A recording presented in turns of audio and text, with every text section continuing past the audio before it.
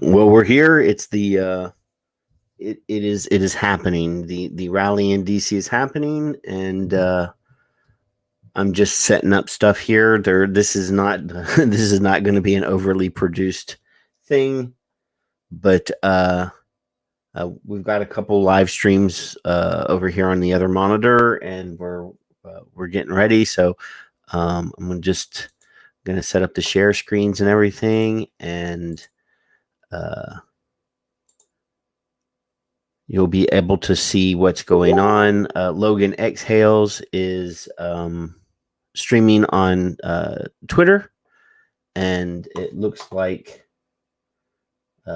Shannon Lane is streaming, and Bill Tarling just sent me a link to the official stream. So we'll be getting some stuff going here in a minute. Once we get going, you guys go ahead and share it everywhere. I know that this is Bill Tarling's instant message here, and it's not loading quickly. So let's get it a different way over on a different monitor. Hey, it's always good. But how's everybody doing this morning? I'm super excited. It doesn't look like there's a big, huge crowd there yet, but people trickling in. It is a good bit of a walk from, I guess, where they can park. Apparently, there's a parking lot right behind them, but I don't think they're allowed to park in there. So we're just endeavoring to give you the best experience when it comes to getting this stuff done. I think that's the stream that I have, I think, Bill. So at least we'll be able to hear the speakers and be able to get everything going. Yeah, that's the same one I have. All right. So looks like we're getting ready, but here, let's listen to Logan. He's walking somewhere. Too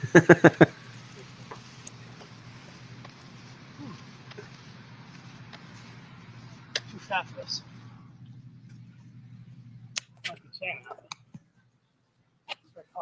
Oh, you know what? This may be no longer live. Oh yeah, dude, it's like a cooler. It's like a freezer in your house. Yeah. Look at this posse right here. Trickling in. Hey, Ian. Bill, Pam, Robin. Group of mongrels. Group of mongrels. A group of mongrels. Yes, that's what we are. Let's see. Let's see if he... Grimm's been tweeting already. Well, so he's got a new one.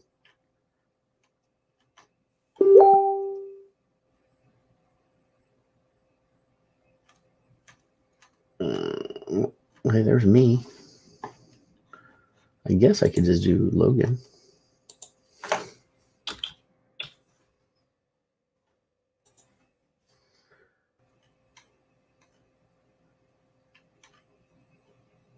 Oh, there we are.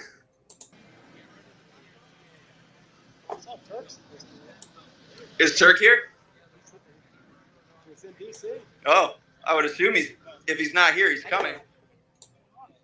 What's happening, Tom? Tom, everybody. What's up, man? We're here. I was trying to search for you. I'm like, Jesus. Yeah, I just started. I know, you killed my This is like a Square video.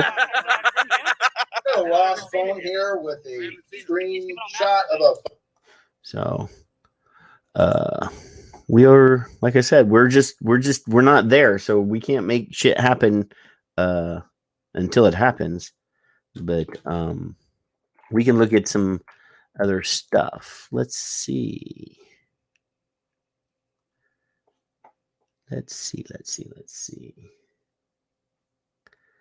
Try to get everything ready. Here we go. This one. We'll use this one. Yeah. So Phil had a good video prepping. So let's do this. I don't care about the lighting, but just tell me what's going on here, Sherwin. So what's the layout like? So layout's doing well. We've got guys from all stage. They're absolutely amazing. They do a really good job. They're setting up the stage right now. It's got to be done a certain way so that the audio does not go directly towards the White House. So it has to be angled off a little bit to the side. We've got our EMT tent that's already established with our hand sanitizer station. Also with our 500 free masks, so we don't forget any masks. Other than that, things are going well. We just got to finish up with the stage. Then we get the area set up around the stage for the speakers. Then we'll put the protest signs on the side so that when you come by, you can pick up the free protest sign and you can keep it and take it home with you. Okay. Less stuff for me to also take it back home. Right. But either way, it works out great. So we're doing a lot of this virtually too, as well, because of what's going on with COVID. So we're streaming where today? So we'll be streaming on YouTube, Twitch, and Facebook. Okay. I'll get the exact details on that in a bit. Okay. But yeah, we're doing that right now. We're getting that set up as we speak. Well, great luck. Best of luck with you. Best of luck to all of us with this event, right? Yeah. And fantastic job putting this all together and coordinating everything. I appreciate it, man. And for those that cannot make it, the best thing that you can do is, one, share the live stream, and number two, we have a call to action that I posted on my personal page, Sherwin Mena, also on United Vapers Alliance. You'll probably see it. We're just basically calling the White House switchboard, saying we vape, we vote, and just hang up. Let me ask you one more thing, okay? So after this whole event is over, because I'm not sure if I'm going to go live with this now or if this is going to be part of like a recap video. What can people do after this? How does this continue? How does this go on? As far as it continuing, we still need to go ahead and put pressure. We'll do a follow-up campaign. We'll have our PR firm that we're working with. We'll coordinate something with them where we can send most likely emails to the White House to follow up with this and keep the pressure on. But right now, that's the main thing that we're really working on is working, doing the call to action today with follow-up in the following days in conjunction with our PR firm. Good. Well, good luck to you. Good luck to us all. All right, appreciate it. Thank you.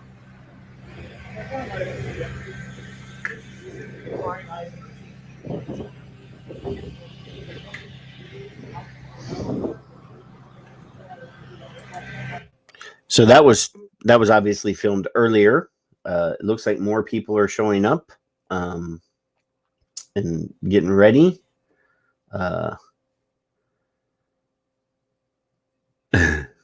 Thanks, Ian. So we're definitely gearing up. I mean, I think there maybe, I don't know what the time thing is. It's 11:15 here in Texas. And I know that they were supposed to start at noon, or I thought they were going to start at noon. So they may be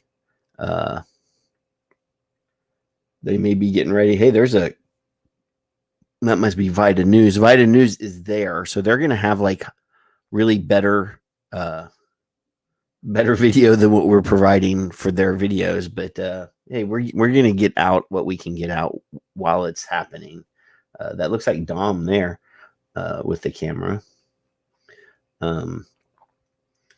I'm just excited that it's happening. I mean, even if the turnout is not as good this time as it was the last time, hey, we're still raising our voices. We're still making it happen.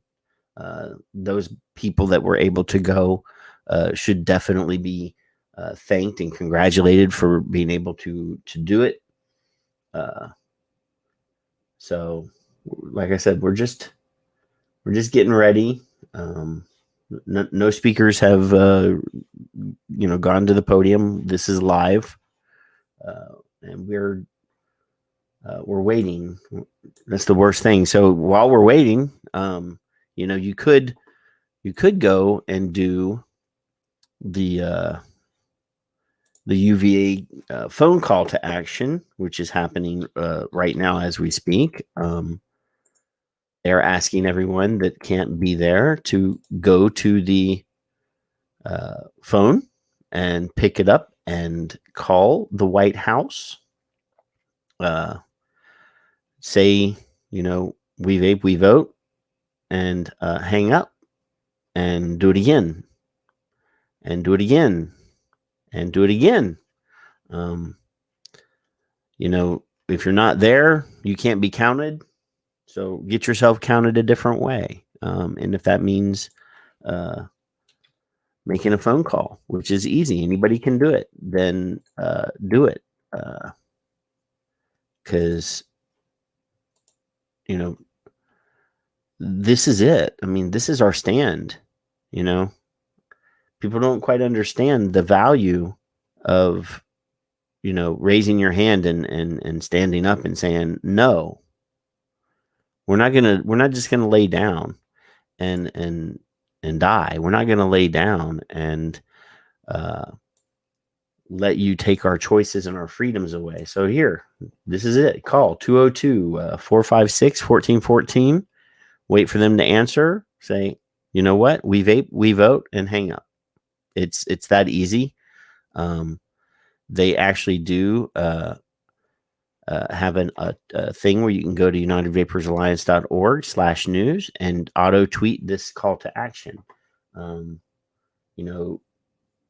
It's at the point now where we can't be silent anymore. We can't be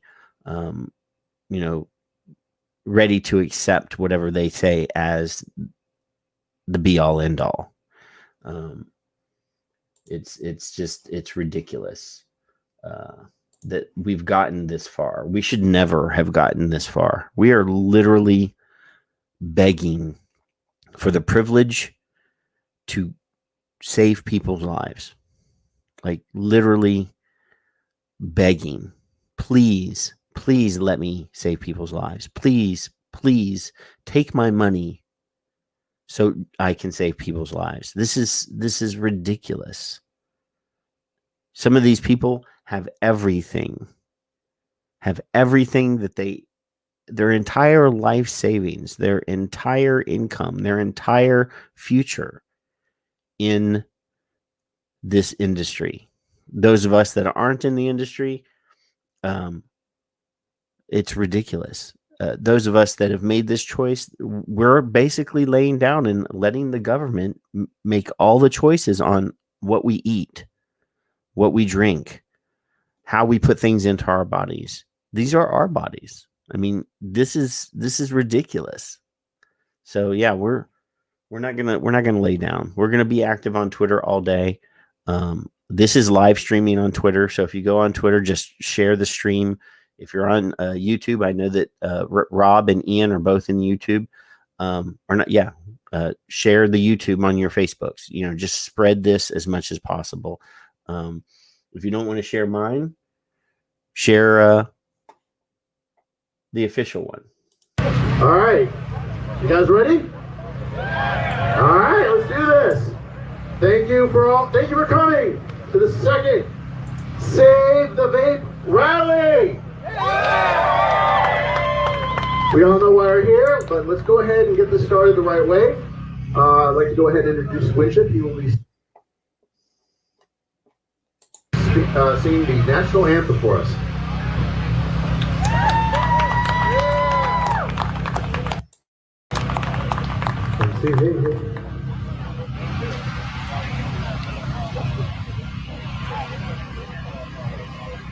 We live at the twilight's last gleam, whose broad stripes and bright stars through the perilous fight on the ramparts we watched were so gallantly streamed. In the rocket's red glare, the bombs bursting in air gave proof through the night that our flag was still there. state does that star-spangled banner yet wave for the land of the free and the home of the brave.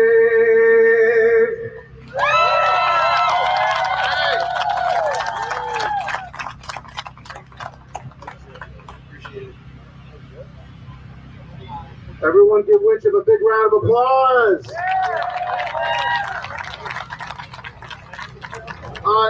Do me a favor, we got a lot of people over here in this corner.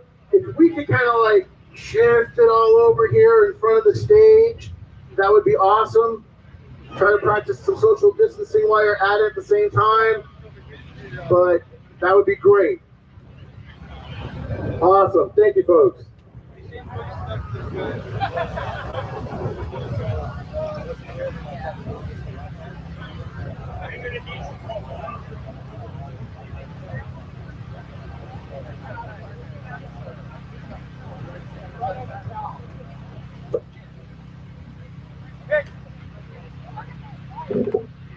All right, you guys ready?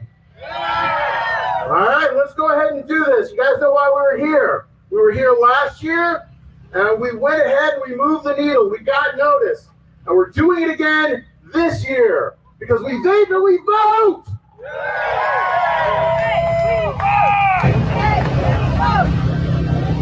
1 year ago, we stood here to make our voices heard. We were a community gathered together to fight for what we know is right. To fight for what we know today is right. We're back.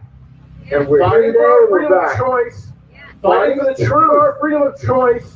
Today, fighting for the truth. We are fighting for the very survival of this industry. This life-saving technology, embraced by many nations all over the world, except here in the United States of America. Well, I'm here to tell you that we're not going to go down without a fight because we vape and we vote. Non-governmental health organizations and public health can throw as much money as they want trying to discredit this industry and lie to the general public. It won't matter because we're 13 million strong, plus friends, plus families.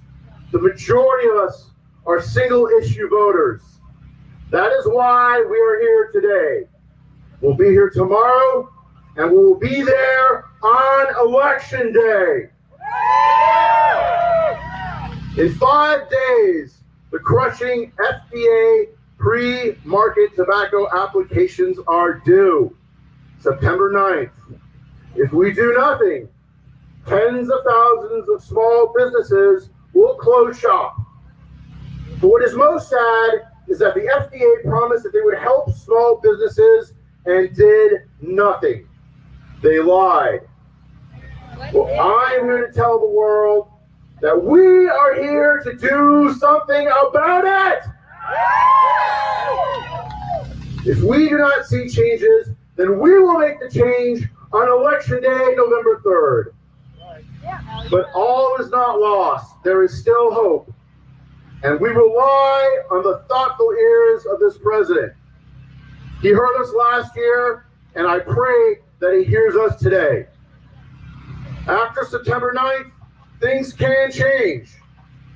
The most pressing issue is forcing the FDA to approve all PMTA applications currently submitted. This will keep small manufacturers on the market and in business. As for the immediate future, the United Vapers Alliance would like to see the following.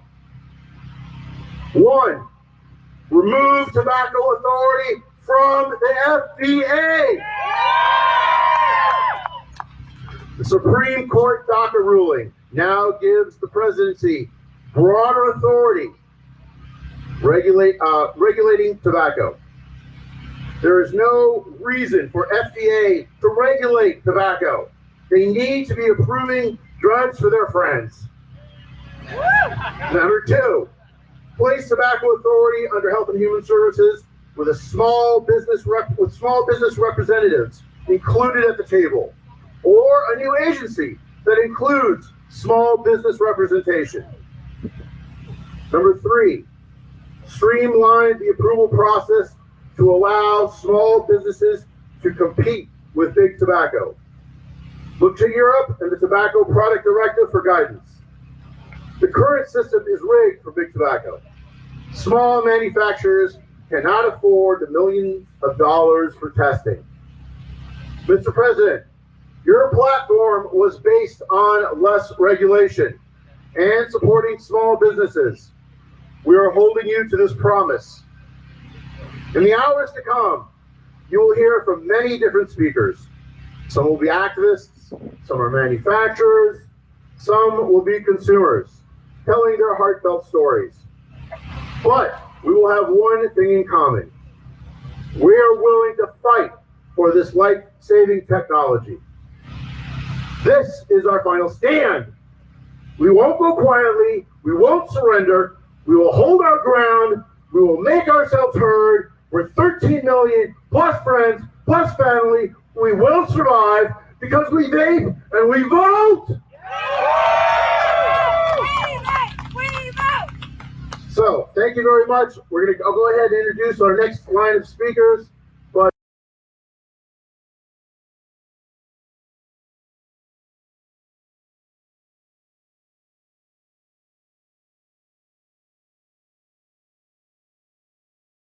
I just want you all to know, thank you all for coming here. For those of you who are watching this live stream, there's a couple things that you can do. Number 1, definitely go ahead and share this on social media. The world needs to hear us. There's a lot of people that want to be here, but obviously couldn't. A lot of them because of COVID, a lot because of financial reasons, but whatever the case, know that there are millions of people that are supporting what we're doing right now, and we need your support at home. So please go ahead and share this on social media. Number 2, there is a call to action. If you go on to the United Vapers Alliance webpage, there is a call to action there, unitedvapersalliance.org, or on the Facebook page, United Vapers Alliance. Go ahead, follow the call to action. All we ask is go ahead and call that switchboard, say we vape, we vote, and hang up. They're already getting a little pissed at us and hanging up on us already. So we're doing a good job if that's happening. All right, so thank you very much.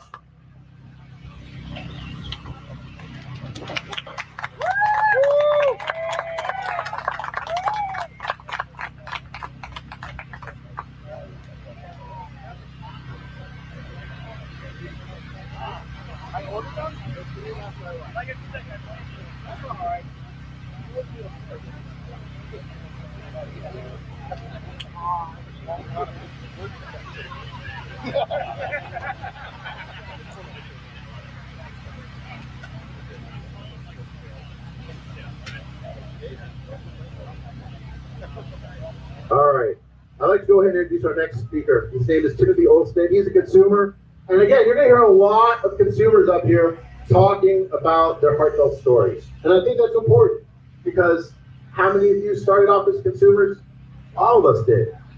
We all did. So the fact that we've got consumers telling them how important this life-changing technology is, I think we need to hear it. So please welcome Timothy Olsen.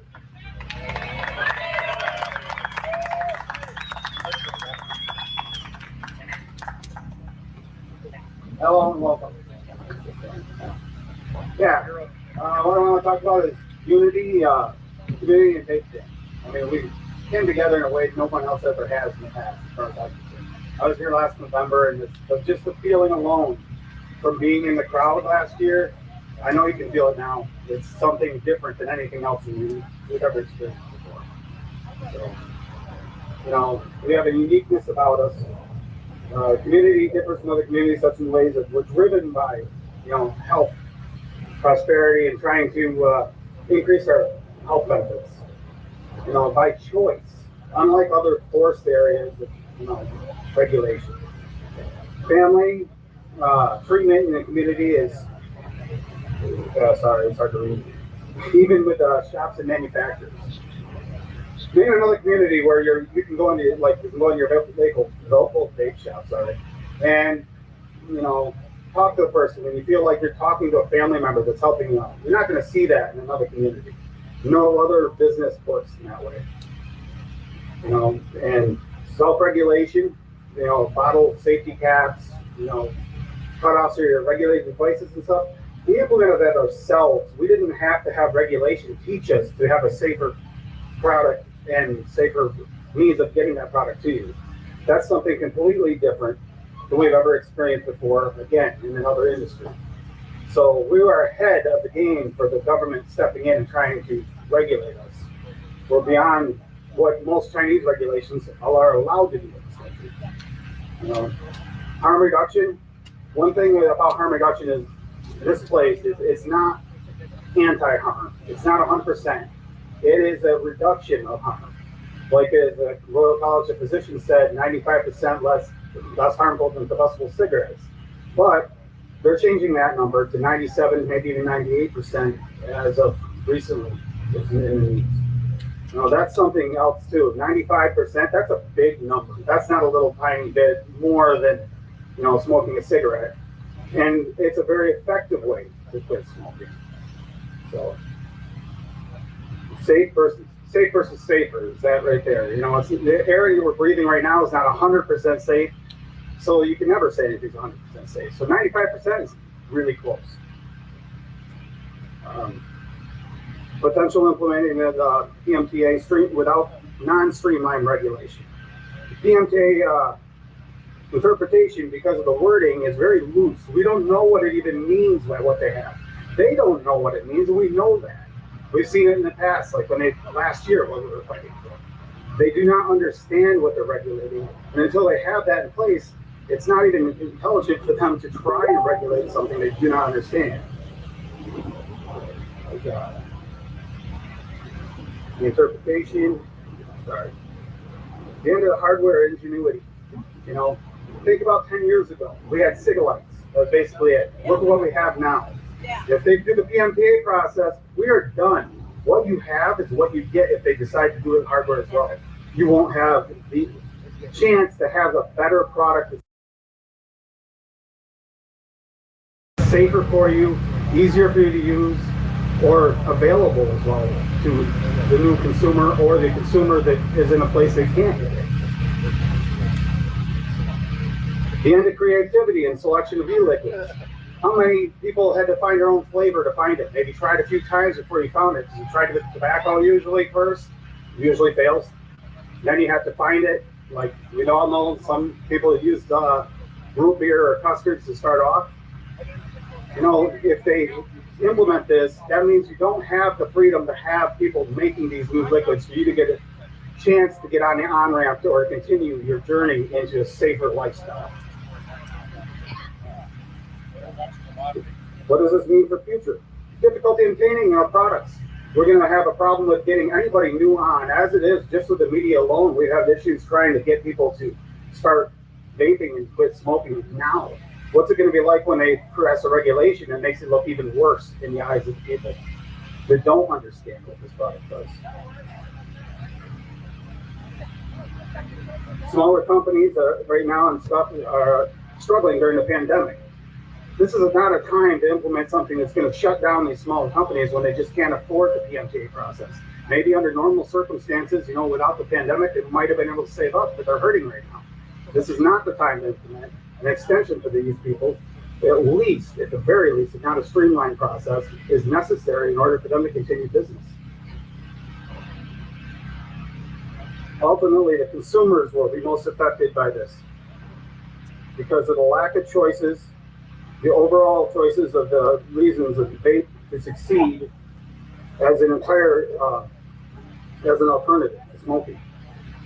In the end, who fails the most? We already know. Most of the manufacturers, most of the vape shops, they were consumers. They are consumers. So in the end, they suffer, you suffer, we all suffer over this. And it's just because of regulation that they don't understand. Unless they streamline or switch to a better alternative, say maybe something with a council or a regulating party that actually has someone in there that understands vape and be a vapor? Would that make sense to anyone else here? What do you guys think? Yeah. And thank you to the crowd. Thank you for being here.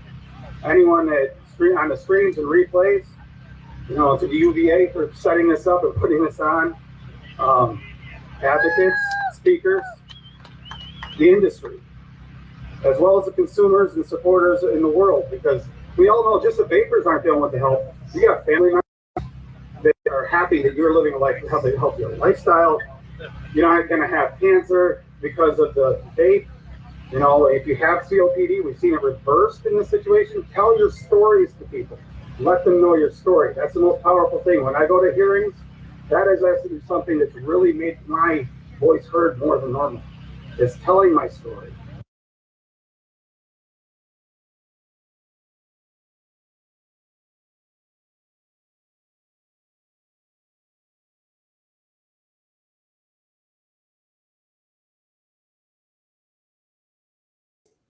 Well, it looks like we lost the stream.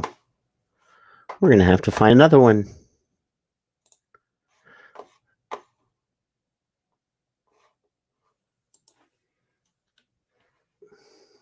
Very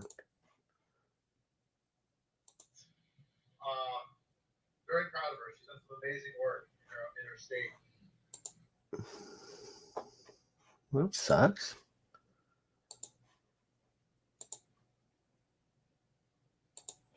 Yep.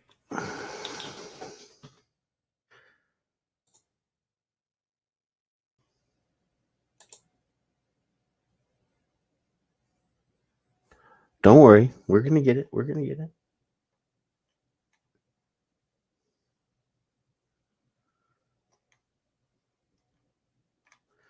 Well, I hope he knows that it went.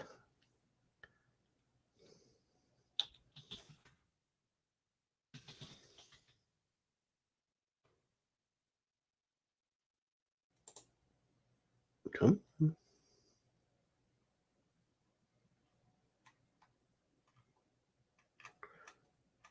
Well, looks like they lost their. Everybody's lost. That's the one we were using, Tanya. It was live. It's not live anymore. I've checked all the different sources that he was going, hoping to see if it comes back.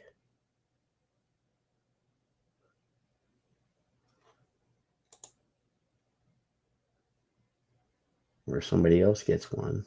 Now, when I found vaping, Here, we'll use this one. so much more for me than just helping smoking. It welcomed me into a community that was helpful, one that looked out for others, and one that deeply believed in tobacco harm reduction. I quickly decided to dedicate my life to helping others quit smoking and started working at a vape shop. I was appalled when I found out cigarettes kill 480,000 Americans a year, and I knew that I needed to spread the word of this life-saving technology. I also started producing events, which gave me the blessing of being able to travel around the country doing something that I love. I was born and raised in Rhode Island, where our state motto is hope. But I'll be honest with you all today and say that I didn't come here with a lot of hope left. My governor, Gina Raimondo, decided to impose a permanent flavor ban on our industry during one of the first weeks of lockdown, while legislation was shut down. And she didn't even have the decency to tell these small business owners that everything they've worked so hard for would be ripped away from them. We found out from a single news article. This is something that we previously defeated for 6 years straight, so it was devastating to say the least. She didn't even give us a fighting chance or have the decency to let people know. Now, my worst nightmare is coming true. People are going back to smoking because of it. This is devastating because smoking rates just hit an all-time low last year. As if things couldn't get worse in 2020, now myself and all of my friends who were once small business owners were having to close our doors for good and apply for unemployment. Our version of the American dream is close to dead, and the ban has already created a bigger, more dangerous black market. It is an unfortunate circumstance that goes to prove that prohibition does more harm than good, and it is important for people to have access to vapor products. We must keep pushing for our voices to always be heard and for PMTA to be reformed. If PMTA goes through on September 9th, thousands of mom and pop shops will be forced to close, as well as thousands of manufacturers. I don't know about you, but my vote in November depends on this issue. It's time to see a change in the world and pave the way to a smoke-free future. And you know what? In times of hopelessness, I always find myself turning to all of you. Throughout the years, I've met so many people that have changed my life for the better and taught me lessons I will take with me everywhere I go in life. I've met people who put every single bit of their life savings into opening vape shops, not to get rich and powerful, but simply to try and help others improve their lives. Yeah. I've met people who were once addicts to the core, turn their lives around and build beautiful businesses and families. Yeah. The examples could go on, but each and every single one of you that took the time to be here today, I want you all to know that you're heroes to me. While many others ran away, you're all still standing here today. Thank you for always putting your hearts first and being on the right side of history. It's really inspiring that even as the world seems to be crumbling, you showed up here to peacefully protest for what you believe is right. To me, this right here in front of us, this is the definition of being an American. And now I'd like to end things off with a personal story. When I was flying to a vape event a few years ago, I kicked the man next to me on my flight in the shin by accident. I apologized and we started talking, and we got into really deep conversation.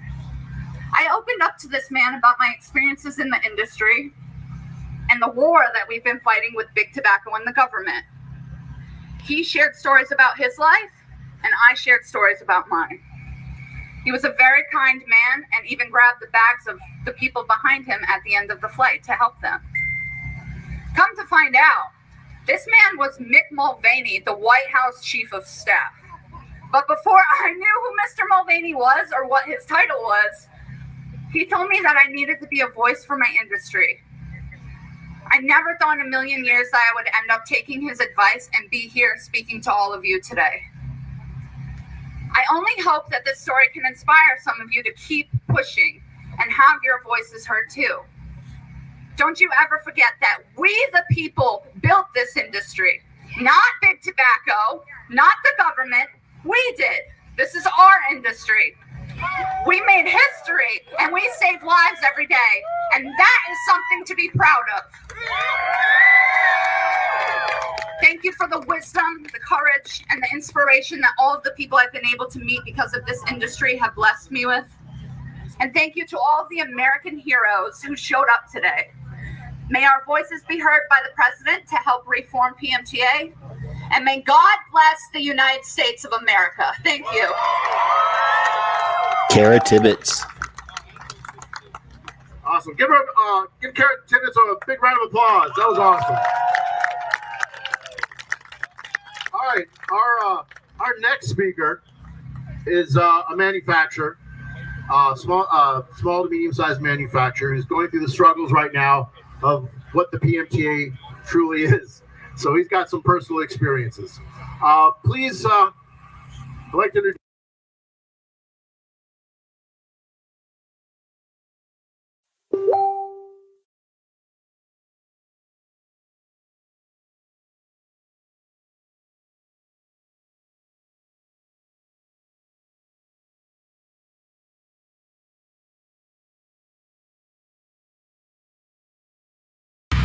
Kyle Adolph, manufacturer of Cream Vapor at Mr. Vape USA. Kyle!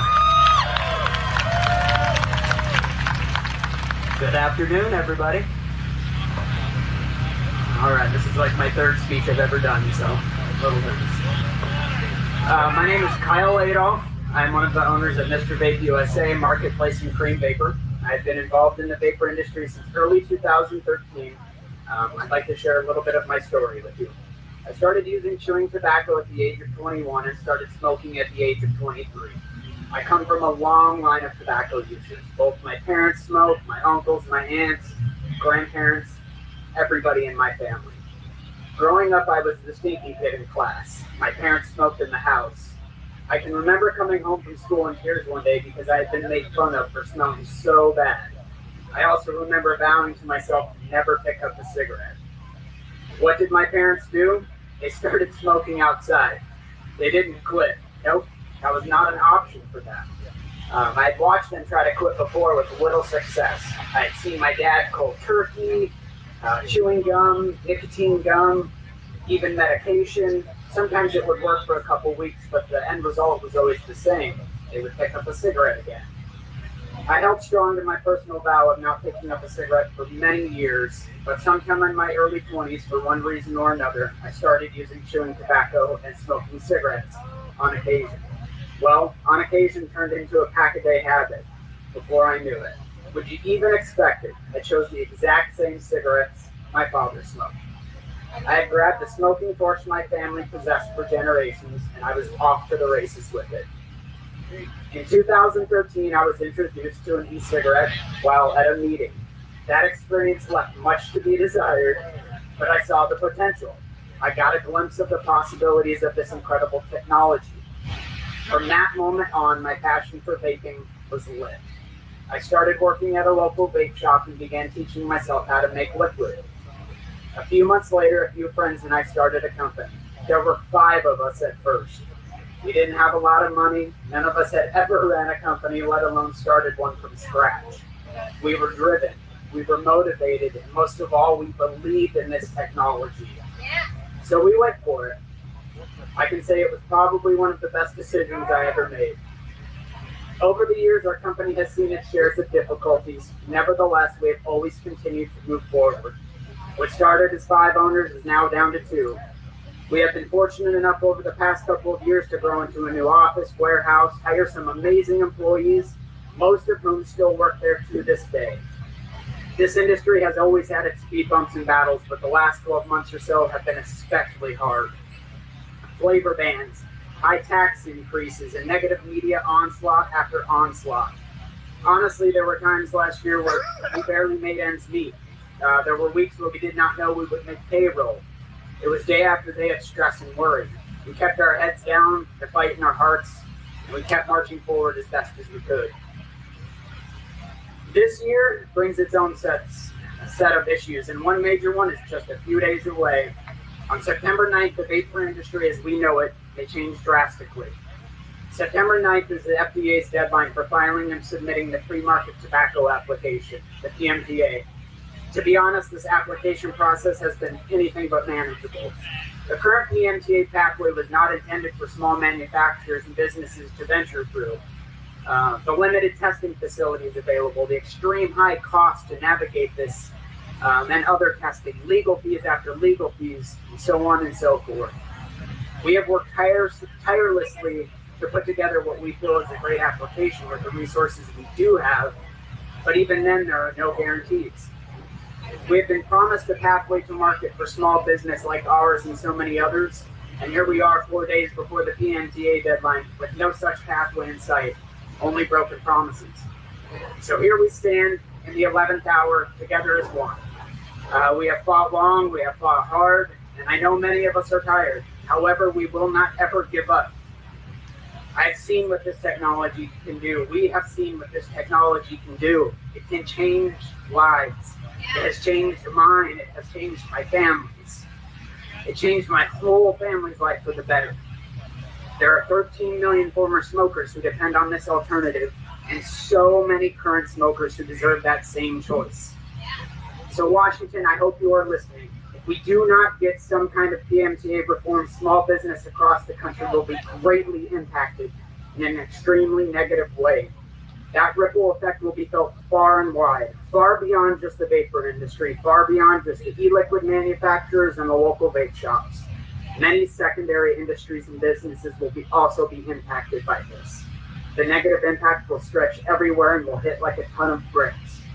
The reality of having to walk into my business on Thursday morning and let our employees know we may no longer have the business literally breaks my heart, and I will not accept that, and that's why I'm here.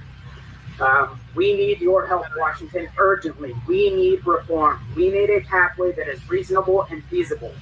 I am someone who will speak with my vote. My vote will be with the one who steps up and speaks up, for the one who wants to help save hundreds of thousands of jobs, for the one who is not afraid to speak up for the 13 million plus vapers who have found an alternative to traditional tobacco, and most importantly, the current smoker who has not had a chance to try vaping yet.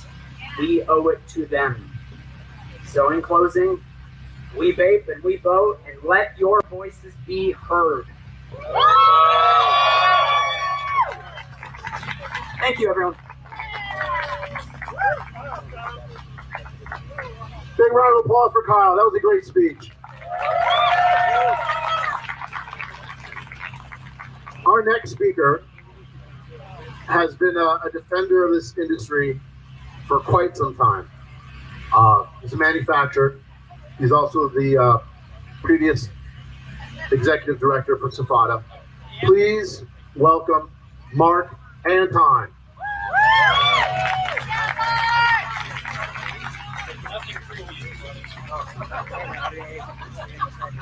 All right, that's quite all right. I'm gonna put this right out here.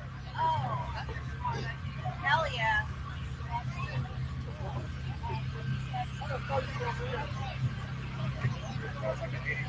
Well, good afternoon, everyone.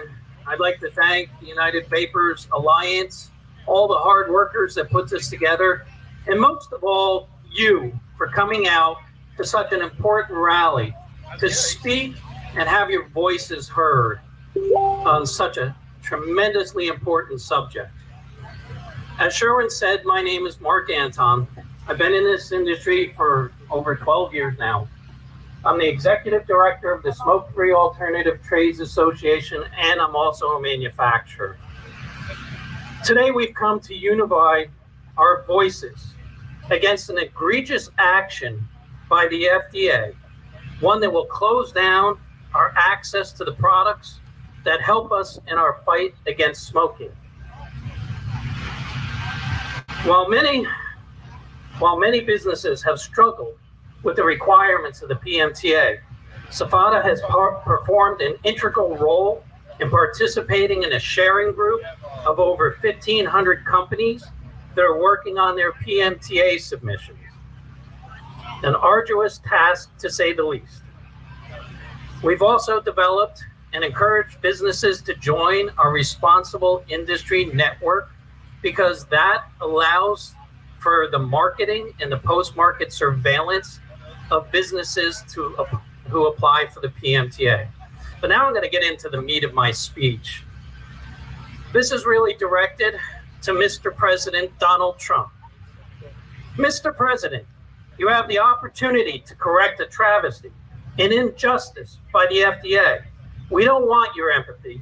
We want action from you to protect our businesses, our jobs, and most of all, our God-given right to vape.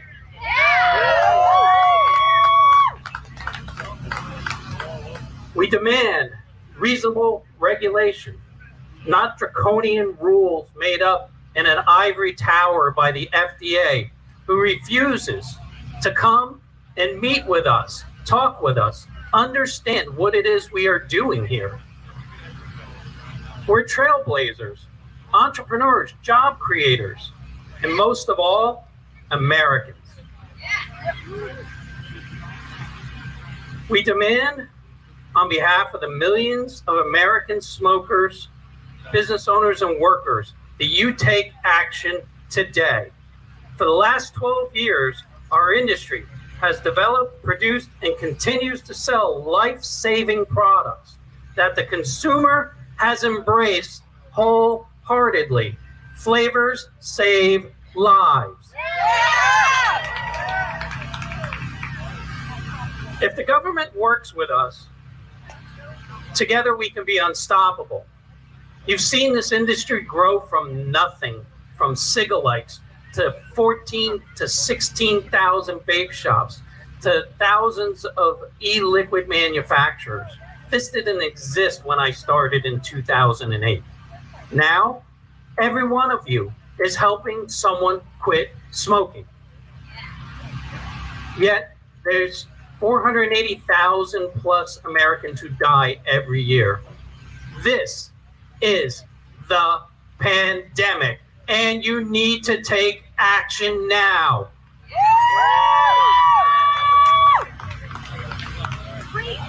Mr. President, you have warp speed to help create a vaccine. I can tell you right here, right now, that the vapor industry has already created the solution to help people quit smoking. Embrace this technology, embrace the people of this industry, and help us to move forward to get 35 million additional smokers off of cigarettes.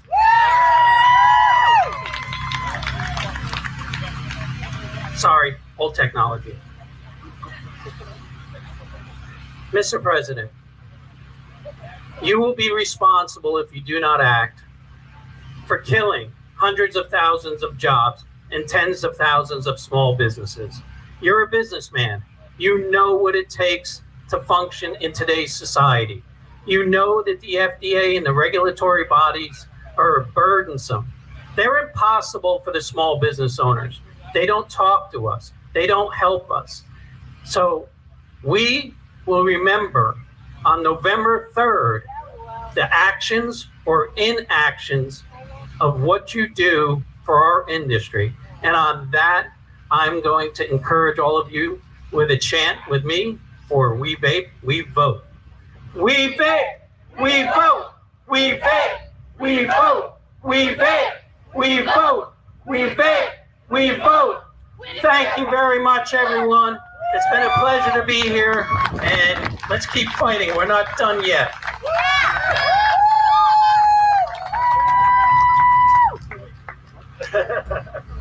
There they come with the next one. Everyone give Mark a big round of applause, please.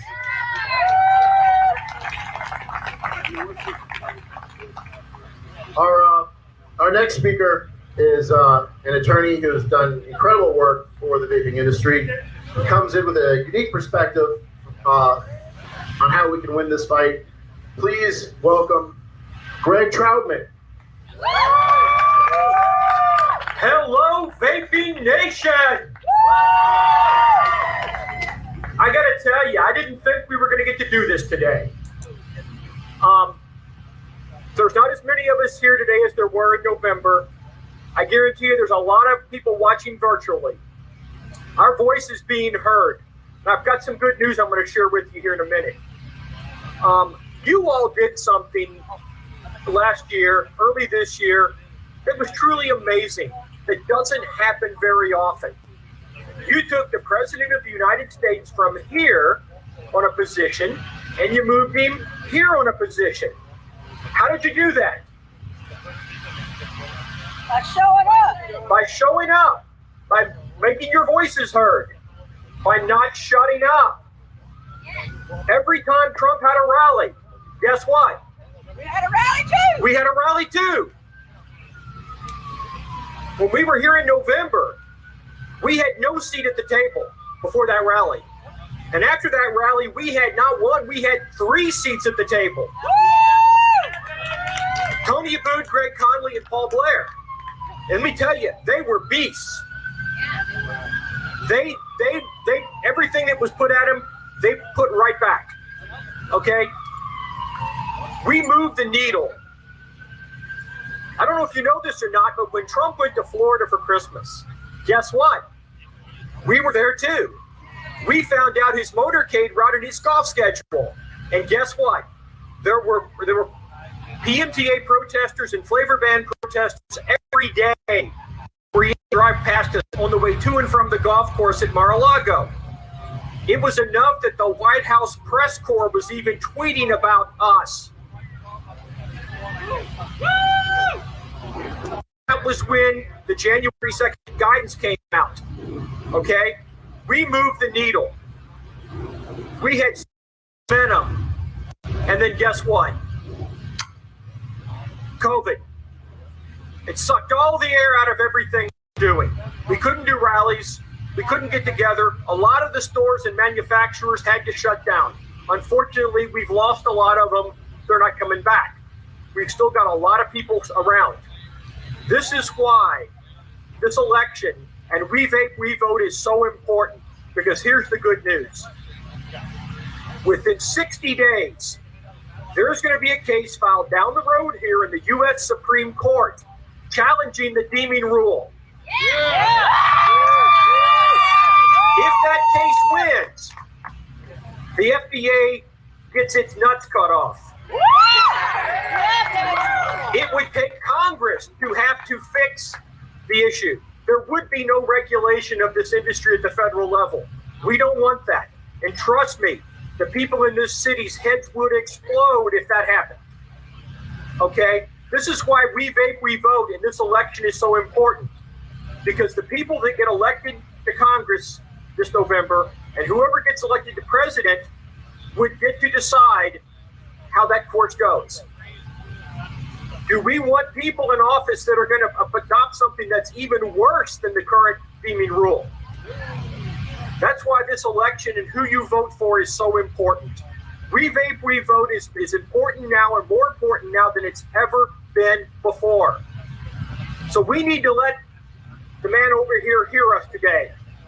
We need to let his staff hear us. We need to let the people down on the Hill hear us. Yeah. We need to let the people at the Campaign for Tobacco-Free Kids over here hear us. Yeah. We're not going away. This fight is not over. And what we need now is time. We need time to keep this ball in the air long enough to get before the Supreme Court. And the reason why is the court has told us, in other opinions it's rendered recently, that the underlying issue in this case is something it wants to hear. It wants to deal with congressional delegations of authority. It wants to rein in Congress and the agencies. Guess what? We're handing them the perfect case to do it. And I can promise you one thing as I'm standing here today. When that case is filed, all of your voices are going to be heard in that case. The Supreme Court is going to know who you are. I guarantee you, and I promise you that as I'm standing here. So let's tell everybody why we're here today. We vote! We vote! We vote! We vote! We vote! We vote! We vote! We vote! We vote! We vote!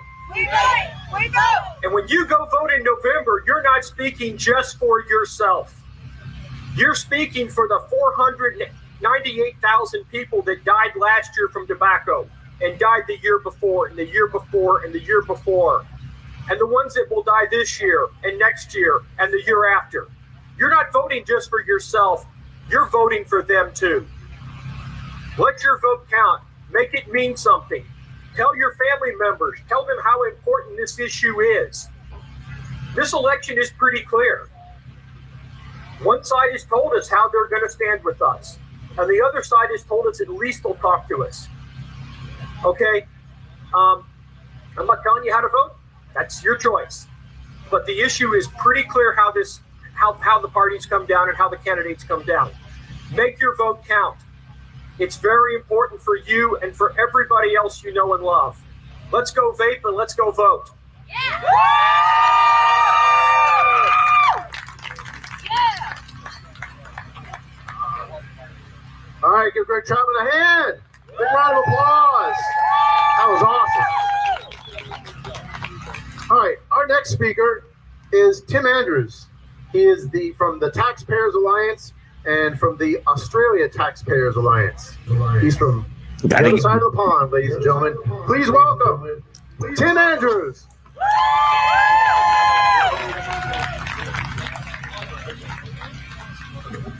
Thank you everyone for coming here today, because I genuinely believe this is one of the most important moral questions of our time.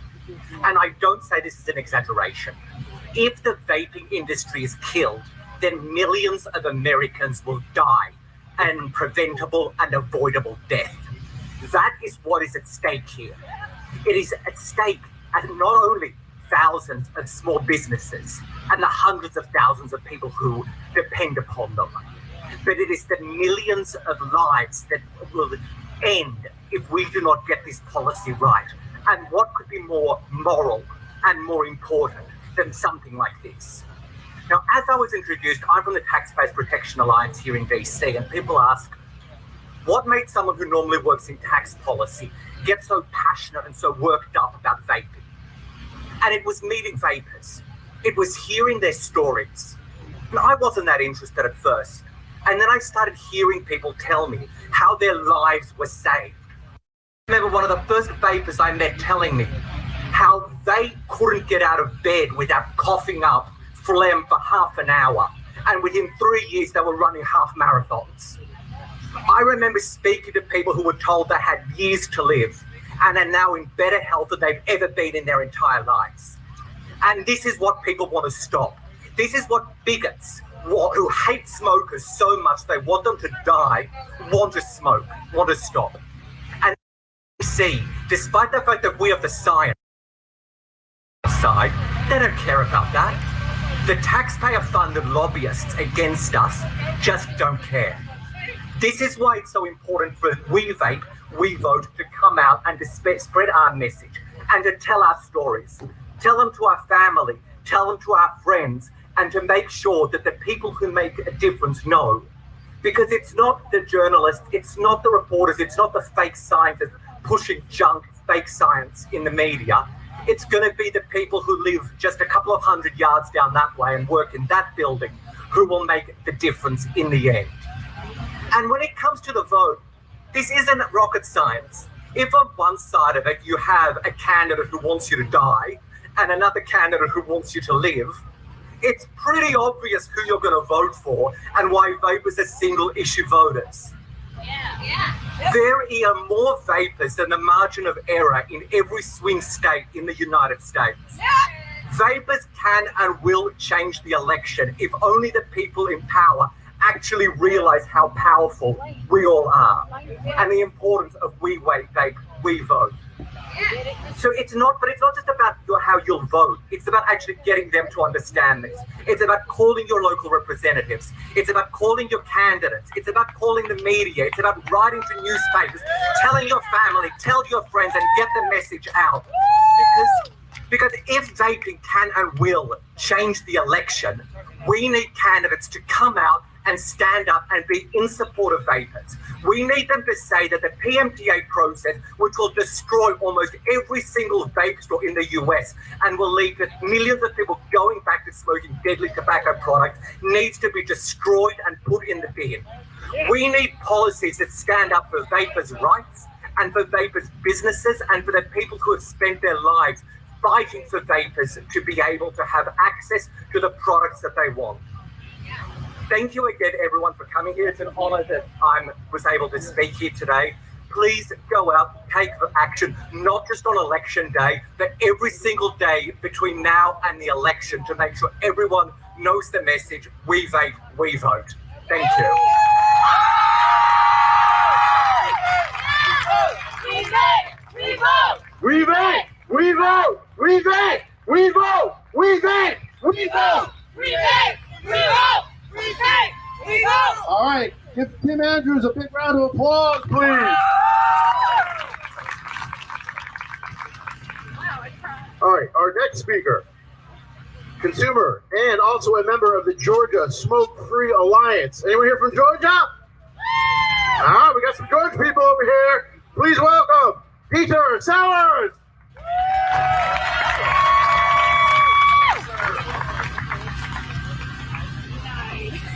Let's adjust this down a little bit. Hi, how are we today? Yeah, come on, let's hear it. Let's give a big round of applause to United Vapor Alliance for putting this together.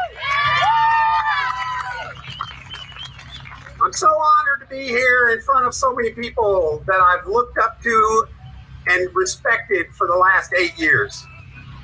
But I gotta be honest, I'm humbled to be standing in front of all of you, my fellow vapors. Because that's what I am. I'm just a vapor. I don't work in the industry. But I'm up here because I believe in a cause. You know, I hear a lot of talk about we're not united. Well, I got news for you. In some regards, that might be true. But here's what I see. I see that every single one of us here quit smoking thanks to vaping. If that's not united, I don't know what is. I think every one of us here is united against any politician that is going to ban a flavor. All right? That's being united. We're all out here today and across this United States watching this event. All because we know the power of vaping. Let me tell you how I really got involved. How many of you out there remember the very first person you converted to vaping? Raise your hand. How many of you remember that very first one? I'd like to tell you the story about my first person that I helped convert. She was an older lady, a little bit older than me. She'd been smoking for 44 years. Over a few months, she'd seen me vaping. She saw that I wasn't smoking anymore. So she started asking the questions, just like everybody that you've talked to before. And over the next couple of months, she finally made the decision to go and see my good friends, Keith and Sherry Gossett. Bucky's Vape Shop, Columbus, Georgia. She went in there. Bucky got her fixed up with a device. Bucky got her started on some juice. And she walked out of there an ex-smoker. That's what it's all about. Over the next 2.5 years, she and I traded mods, we traded flavors, did everything we could to stay off of those bad cigarettes. And then she called me one day. She said she had to quit vaping. I got scared. I thought, oh my God, she's going back to smoking. But I was wrong. She just come back from the doctor. She had lung cancer. They were going to have to cut out part of her lung. It was so bad. It was a hard surgery and it was a hard recovery. But because she had not been smoking for 2.5 years, she had a better recovery than they expected. 9 months later, she went back for a checkup and they found out they didn't get it all. They were going to have to go back in, cut out some more. Recovery was even harder this time. Even though she'd been non-smoker for 3.5 years now, she wasn't over the first surgery really well. This lady's name is Monica Ribeiro. Monica is an ex-smoker. Monica is an ex-vapor. Monica is a cancer survivor.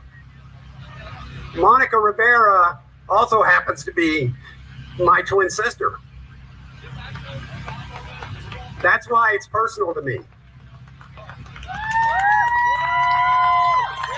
Monica is watching. Wishes she could be here. But she just started a 3rd round of chemo because it came back after 2 years. So we're praying for her today. I tell you this story because I want you to know that each and every one of you here and all across this United States has a story equally, if not more compelling than mine. Every single one of you has a story that needs to be told. Every single one of you has a story that needs to be told to your city council. Every single one of you has a story that needs to be told to your county commissioners. Every single one of you has a story that needs to be told to your state representatives. Every single one of you has a story that needs to be told to your federal representatives and senators. Every one of you has a story that needs to be told to the family living across the street in our house. Ladies and gentlemen, every single one of you has an incredible story that needs to be told. But most important, every single one of you has a story that needs to be heard. Thank you.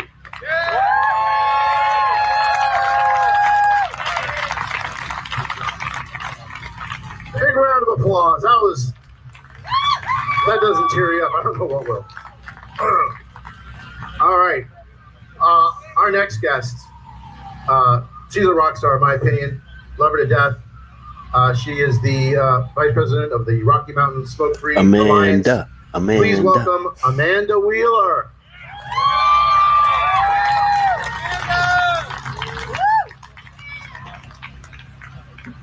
Hey, you guys. Thank you, Sherwin, and thank you to everybody involved in UVA for putting this on, and to all of you guys for taking the time to come all the way out here. As Sherwin said, my name is Amanda Wheeler. I am the president of the Rocky Mountain Smoke-Free Alliance, as well as the executive director of the Arizona Smoke-Free Business Alliance.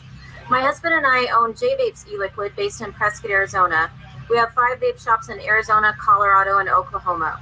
We're also an e-liquid manufacturer. More importantly, my husband and I are both vapers. Despite going through cancer at 19 years old, I still smoked for 10 more years. Vaping was the only thing that helped me quit.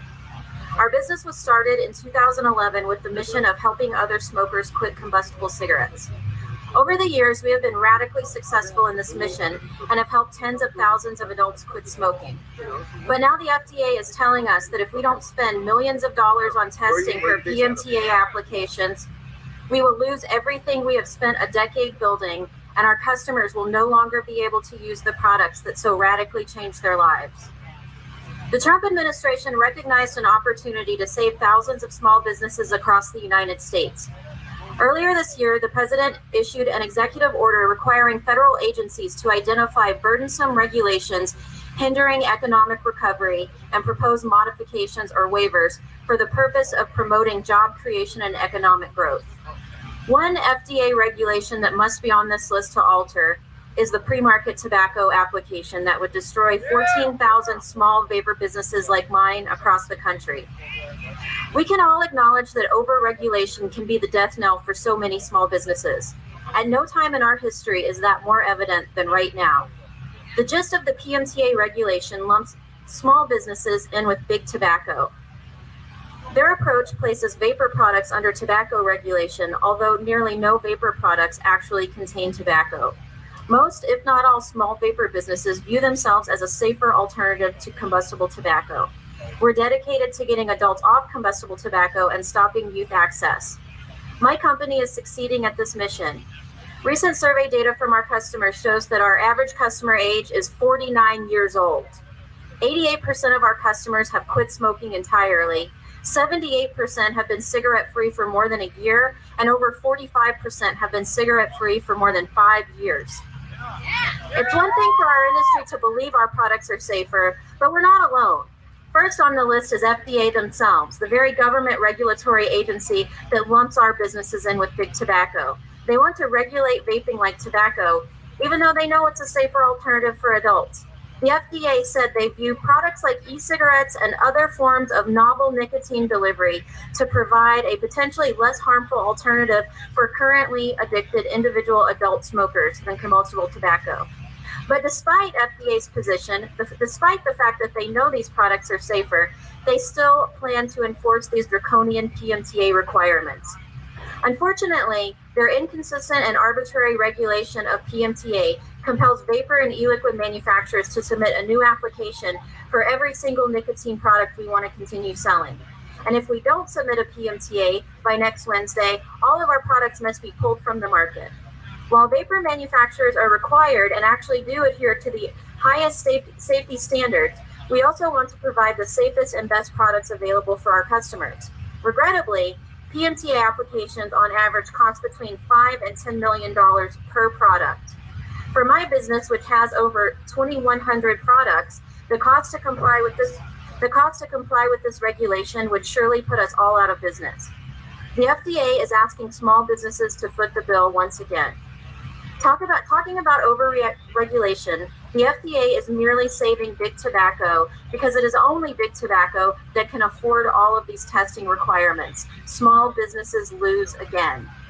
My business with 5 stores is no different than the 14,000 other vapor owners who employ 160,000 people throughout this country. But the very regulation meant to control tobacco and vapor use, regardless of how you feel about it, merely put small businesses out of business while strengthening big tobacco's market share. A one-size-for-all PMTA is an effective ban on small businesses and our employees, as big tobacco will not replace those jobs or businesses. But this is about more than just dollars. It's also about our health. The obstacle that small businesses in the vapor industry face with this regulation makes David and Goliath look like a comparatively fair fight. This PMTA is going to wipe out an industry with roughly $24 billion in annual economic activity in this country at a time when we need to be making our economy stronger, not taking jobs away from hardworking people. It seems counterintuitive, however, that nearly 13 million vapers throughout the United States have found vaping products critical to reducing and stopping combustible cigarette use.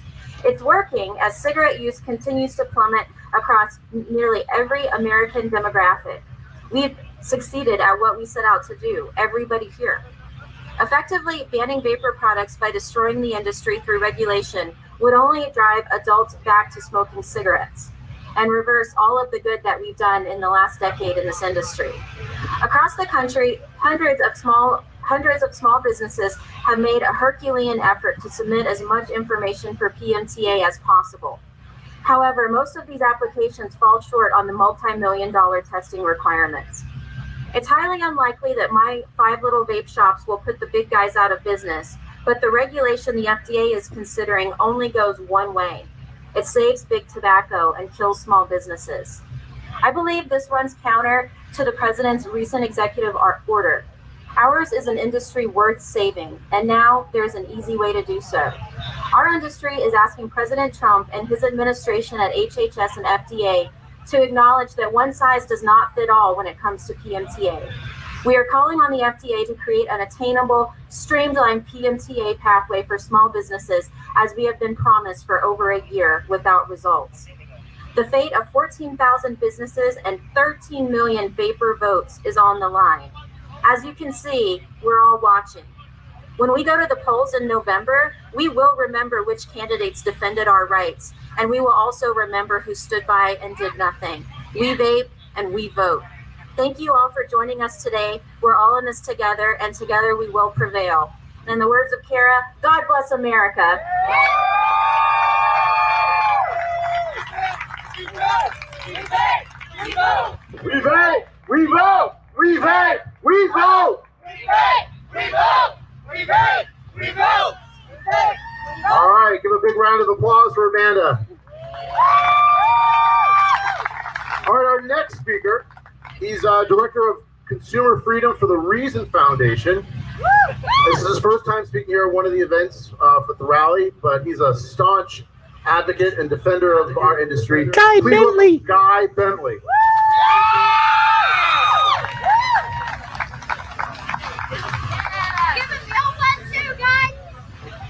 Ladies and gentlemen, it's an absolute pleasure and an honor to be speaking in front of you today. And thank you so much to all of you for coming out and braving the DC swampland sun.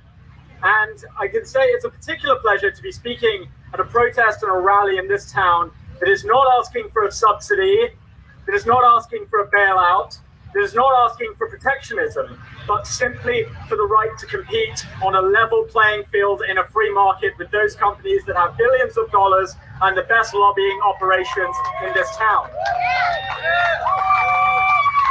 What all of you are asking here today is for the FDA to ease an impossible regulatory process, a regulatory process set in motion by the Tobacco Control Act. Mitch Zeller, the director of the FDA's Center for Tobacco Products, called the TCA historic and said, I quote, the role and demonstrates the role and power of regulation. I totally agree with Mitch. It shows the power of regulation not to protect consumers, but to destroy small businesses and limit choice. And because of this regulatory nightmare, 14,000 small businesses or more could shut their doors in the middle of a recession, with more than 100,000 jobs lost and 99% of vapor products possibly disappearing from the market. And that's disappearing from the legal market. Because of course, as with all prohibitions, there will be an illicit market for these products. And we will see many vapors return back to smoking. with choices denied to them. And we've already seen this year with the onslaught of misinformation, the partial ban at the federal level and bans in individual states. We've seen from Altria's latest earnings report that older people who had switched from cigarettes to vaping are now switching back to cigarettes. The PMTA process is ostensibly intended to protect public health, to ensure that new products approved are appropriate for the protection of public health. This act was meticulously designed by what we are told are wise, public-spirited experts. Well, this law and these regulations resulted in a system where it is easier in the United States for a new cigarette to come onto the market than for an e-cigarette to come on the market. Some wise regulation that was. But the devastation to the vaping industry is not just an unintended consequence. We often talk about unintended consequences of regulation. This was the entire purpose of the Tobacco Control Act and the regulations e-cigarette products are being forced to go to. The process is designed to keep out new entrants to the market, and we shouldn't be surprised by that. Who were the biggest boosters of the Tobacco Control Act? Campaign for Tobacco-Free Kids, of course, and they found a great ally in Philip Morris. It's not for nothing that the TCA was nicknamed the Marlboro Monopoly Act, with Philip Morris trying to cement its position as the leading provider of tobacco products in this country. And they got a double whammy. They didn't know that the e-cigarette revolution would be as wide and successful as it is. And now they have a regulation which can keep out smaller competitors and consumers.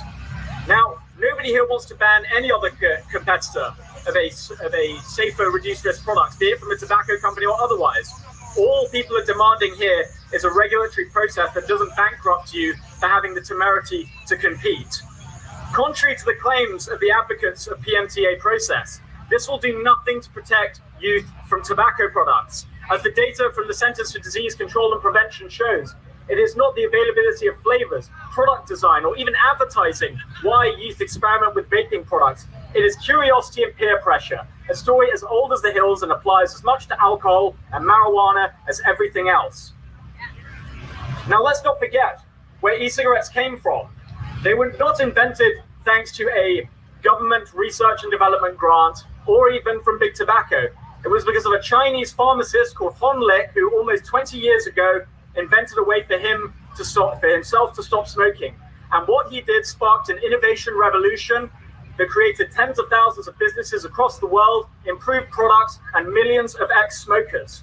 But now, thanks to this bureaucratic process, compromised by industry and ideologues, the US is about to hobble one of the greatest public health advances in the last 100 years. And now, as of yet, as you know, the only electronic product, reduced risk product so far approved by the FDA is the IQOS tobacco heating system, brought to you by Philip Morris. Surprise, surprise. In the years up to now, we've had to put up with waves of misinformation. During the height of the Ebola epidemic, the then head of the World Health Organization, Margaret Chan, as this was going on, said tackling vaping should be one of the World Health Organization's main aims.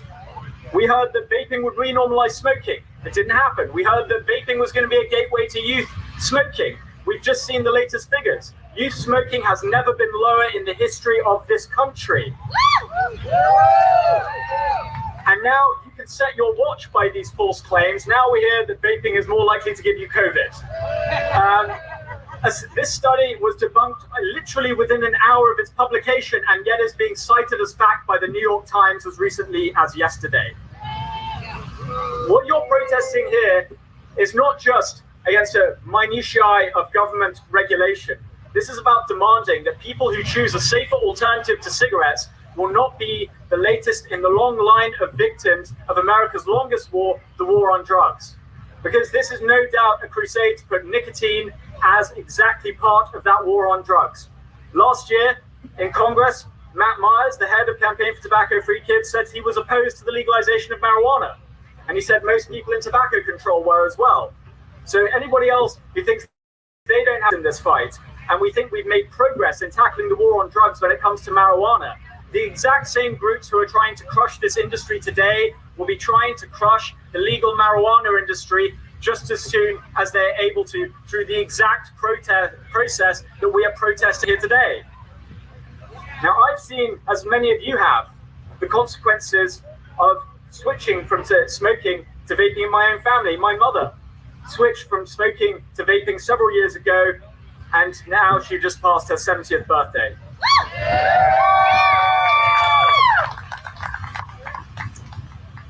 The FDA must reverse its course of action, which is laser targeted to destroy the independent part of this industry, thousands of small business, and unemploy tens of thousands of Americans. This industry is not asking for special privileges, just the ability to comply with the rules and compete. And this fight is not over. It will not be over so long as you make your voices heard. Fight for free competition and free enterprise. Thank you so much, and good luck.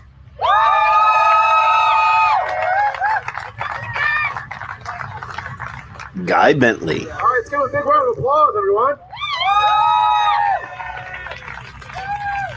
All right, our next speaker is a consumer activist.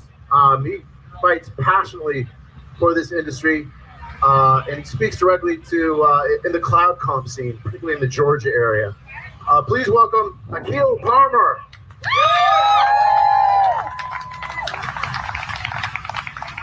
This is short. There we go.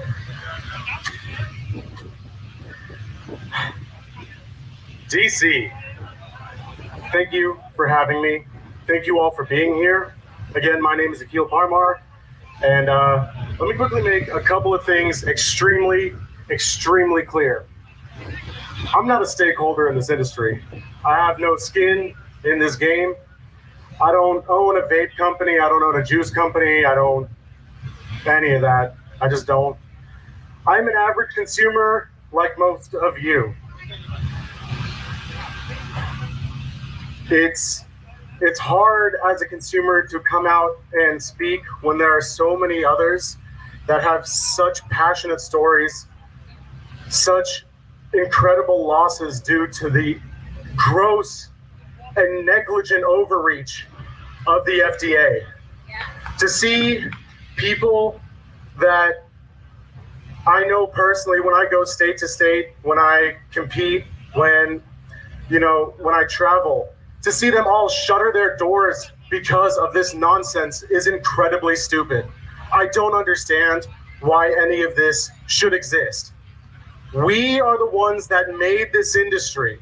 We are the ones that went ahead and did all of the groundwork. We self-regulated. We tried to get in front of every stupid thing that happened. And yet what did we face? We faced stupid governmental regulations that did nothing but destroy everything we built, everything we worked for. And for what? Because they couldn't get their blood money from us? Are you out of your mind? I don't get it. It does not sit right with me as a consumer to watch these stores, to watch these independent people that sunk so much of their own money, took out loans that would utterly destroy them, and they closed. And for what? What did we do to deserve that? We saved lives? We saved lives. We helped people quit smoking, and for that, we are punished. That is unacceptable. Mr. President, you can change this. You have the power to go ahead and act on the behalf of we, your people. We are here on our lawn in front of our house to tell you how we feel. And how we feel is agitated, but more than that, we feel so betrayed. The president that champions small business has left us out to dry, and that is not acceptable. So I am here to plead with you, to ask you, please protect small businesses, protect the smoker, and let us do what we do best, to convert smokers, to save lives, and to ensure that the health of America, as far as we can have an impact, will be safe and secure. Let us take care of that. Give us the opportunity to do so. And with that, just we vape and we vote, damn it.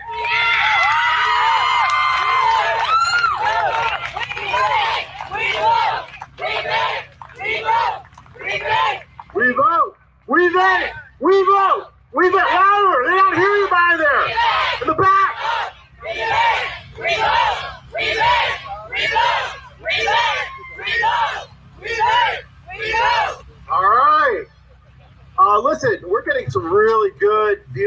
on Twitter and Facebook and Twitch. We're streaming live. So I know there are people out there that are watching this right now. I know a lot of you feel the same heartfelt emotions from a lot of these testimonials. You want to help us? I know you can't be here. Share this live feed everywhere. Okay? Share this everywhere. Do the call to action. We are shutting down the phone lines almost over the White House switchboard. They're hanging up on us. So we must be doing something right.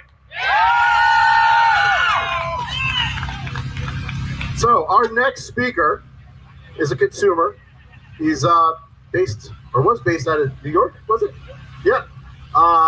His name is Jeff Berry. Please welcome Jeff Berry.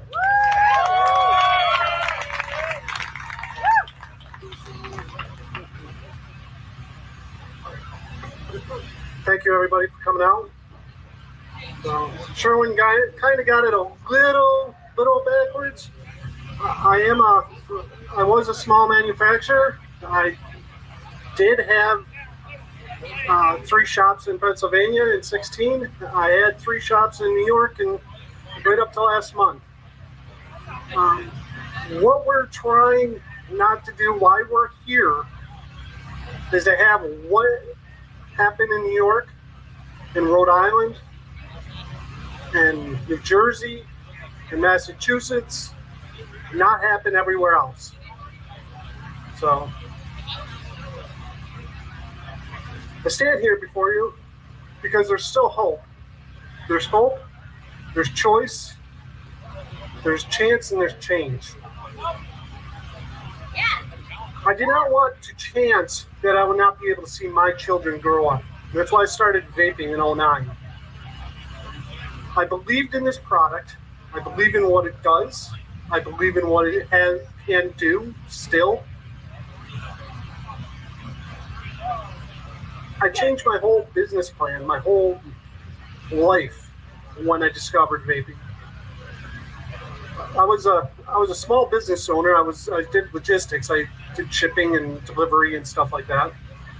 And I believed in this product for so much. I tried everything to quit smoking. And vaping was the only thing that helped me. Like a lot of you, I did the Chantix and the patches and the gums and all the NRTs. So, and before I did it, before I started vaping, I educated myself on what the product was. As much as education as you could back in 2009. I discovered the product's 95 to 97% safer. There was no real information out then, but I knew it was better than smoking, and that's all that mattered to me. So if I could show someone else how to quit smoking by just simple vapor, I thought, what a simple concept. So now, 2020, yes, it is my phone. So, sorry about that. So,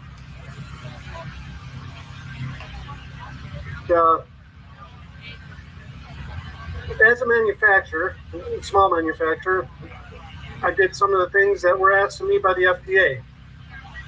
I changed my labels. Well, my labels weren't really ever bad, but I complied with what the FDA asked me to do, with labels, ingredient listings, with just about everything they asked. And now PMTAs are coming up. I can't move forward. A lot of us can't move forward. It's just too expensive. So I stand here pleading that I can continue to help save other people's lives. The 480,000 next year, like the people before me have said. It means something. This product is more than money. So I asked Mr. President, this isn't about money for most of us. It shouldn't be about money for the FDA, but it is. All we're asking is a chance to help change the future of smokers.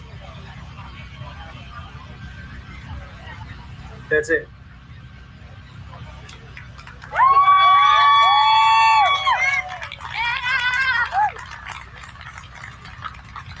All right, give Jeff a big round of applause, please.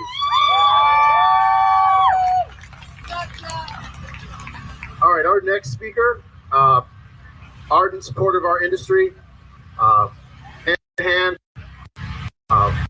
Paul Blair, American Tax Reform. Go ahead and please give him a round welcome.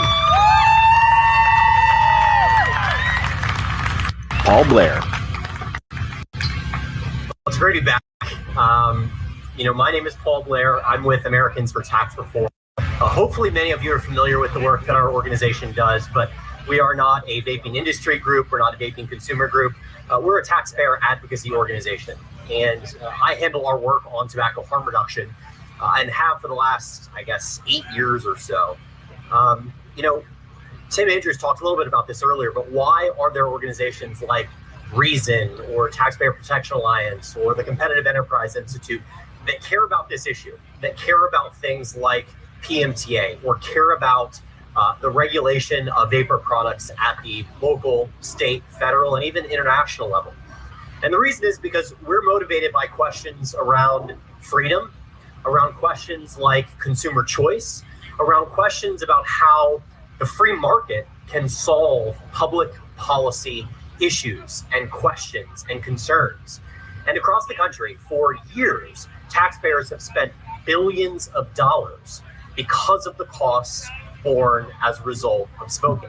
And 10 years ago, when vaping really began to take off in the US, it became clear that the free market may have had a much better solution to the question of how to get millions of adult smokers to reduce their dependence on a deadly habit and pick up something that could be a lot less harmful. Now, at the time, if you've been in the industry or vaping for that long, anecdotally, you knew that it was a lot better. It took some time, though, to get an increasing amount of validating evidence, both internationally and within the US, to confirm what we knew, that this is a much less harmful alternative to smoking. But along the way, there are organizations and individuals who don't view the world in the same way that I do or that many of you do, which is that consumers often can solve their own problems simply by transitioning away from deadly products to ones that may be a lot less deadly. And they don't believe in free markets. They don't believe in businesses having better solutions than people in the White House or people at the FDA or people in all the various government buildings around this town. Because this town was created not to look to the rest of the country, not to look to businesses to solve problems. This town was literally created to solve problems that they thought individuals, businesses, families couldn't solve themselves. And so they view everything in Washington as something that they have to solve. And what we know, what right of center political activists know, what libertarians know, what conservatives know, and I think increasingly even some progressives know, is that the government generally only does one thing, and it screws everything up. And this came to a real head last year in Washington, D.C. for everyone that's here and everyone that's watching, when this industry and its millions of consumers faced the greatest threat it has faced since the emergence of these products in the US and around the world. And that was the question of banning every single product that you probably are using right now, or that your shops sell, or that your consumers have ever sold. And the public health activists sought to take advantage of a scare campaign and scare tactics pushed by people who didn't care about the facts, who didn't care about the evidence, who didn't care about what was actually getting people sick a year ago, but only cared about one ultimate objective, and that was banning all of the products that exist that this industry sells. And initially, it looked pretty bad. It looked like the White House, it looked like HHS, it looked like FDA was going to listen to these people who said, we have to ban these products, that your consumer choices are not as important as the lives of a few people who might be using the products you sell that are getting them sick. Now, we knew at the time, it's not the legal products on the market that were getting people sick. It was, of course, black market products. It was products people were getting from their friends. they were getting on the black market from drug dealers. We knew that. But we knew that they were taking advantage, and they were aided by those in the press who did not care about the facts, who did not care about the lives that were all on the line. Now, I want to go back to the story that Kara told, because it's important and part of what ultimately happened. So 2 days after the president's September 11th announcement in the Oval Office that they may be banning these products, a lot of people here were calling the White House. Greg, among others, were on TV, myself included. We were writing op-eds about how this might result in the ultimate defeat of Donald Trump if he moved forward. And part of that was because we knew how many vapors there were in states like Minnesota, in states like Colorado, in states like Florida. And what we argued at the time was, you clearly aren't looking at the facts. You're clearly not interested in investigating what's going on here. So let's go to the question of what 13 million people care about. And that's the ultimate decision you made. And so 2 days after the president's announcement, he tweeted, there were some all caps in there, "I like vaping," all caps, "as an alternative to smoking," all caps, for adults. And in 48 hours, the president had essentially gone from, we're going to ban all these products, to actually, I embrace tobacco harm reduction. So we knew something was going on. We knew the White House was getting a lot of calls. We knew a lot of emails were going on. Well, I had the fortune of having a dinner with Mick Mulvaney that Monday night, the following Monday. And what he said was that the president has read your op-ed. He's seen you guys on TV. He really likes the case you're making. Keep up. Now, I don't think that Mick Mulvaney's understanding or compassion or assessment of what was going on at the time may have been so informed if he perhaps had not had the sort of conversation he had with Kara at the time. And I use this as an example to suggest that it's not people like me. It's not people like Greg. Well, sometimes it's people like Greg, but it's not always the people who you see on Twitter, you see on TV, or you see at the White House that make a difference. It's your individual stories. Because what we were told the week after the president's announcement last September is that we want more consumer stories. We want those 45-second, 30-second videos of small businesses from Pennsylvania and Wisconsin and Michigan and Florida telling us how important it is that these products exist. Your anecdotes, your personal stories are the reason that we won this fight with the White House last year.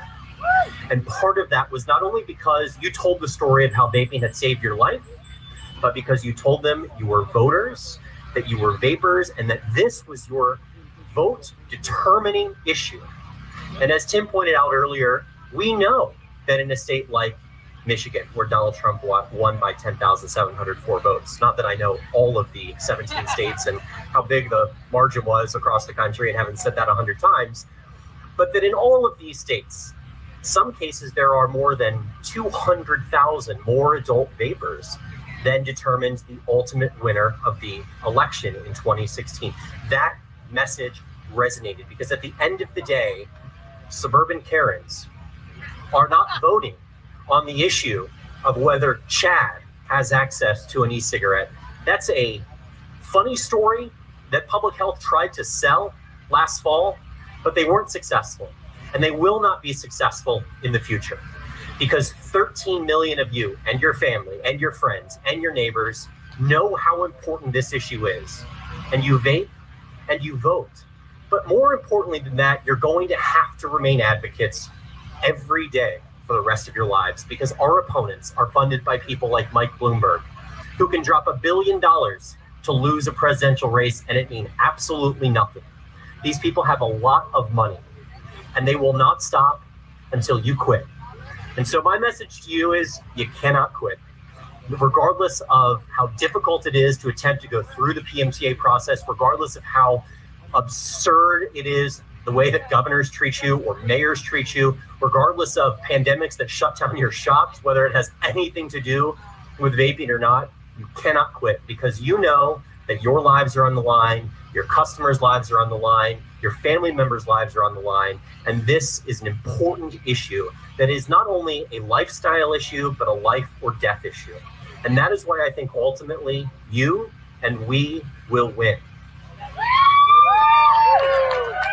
So here's my task to all of you in the coming weeks. there is an election in November.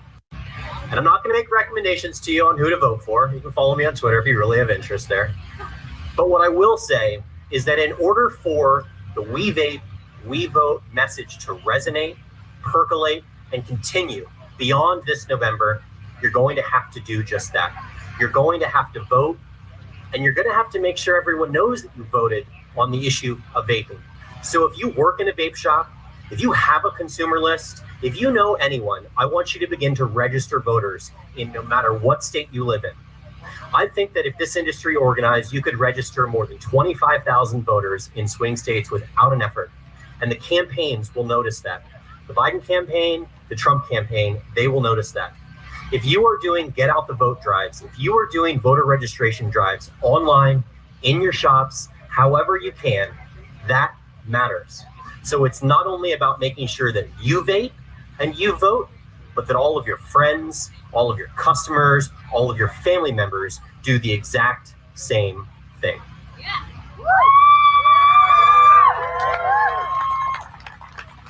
I want to thank everyone for coming out today.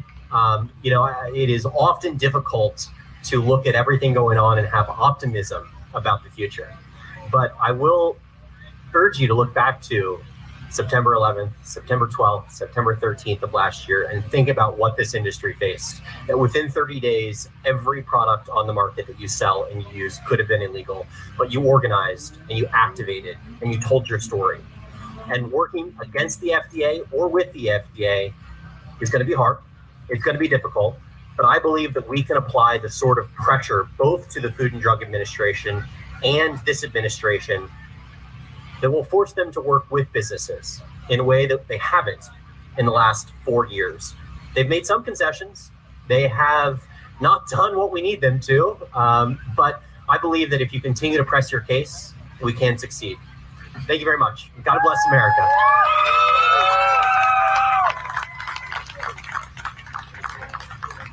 Give a big round of applause. All right, we got some great speakers coming up. So if everyone is in the back, if you guys could move forward, please, up to the front, that'd be great. I'd appreciate it. So our next speaker has been in this industry almost from the very beginning. She's been one of the original activists with the vaping militia. I love her to death. She's like a mother. She's our mother. She's the vaping mother. Robin Barsky. Robin Barsky, please.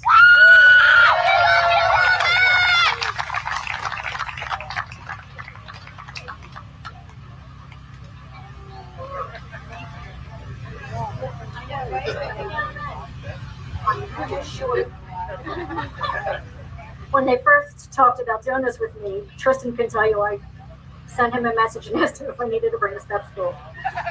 Seriously, because I was afraid that I wouldn't be tall enough to reach. Are we good there? Can you guys hear me? Okay.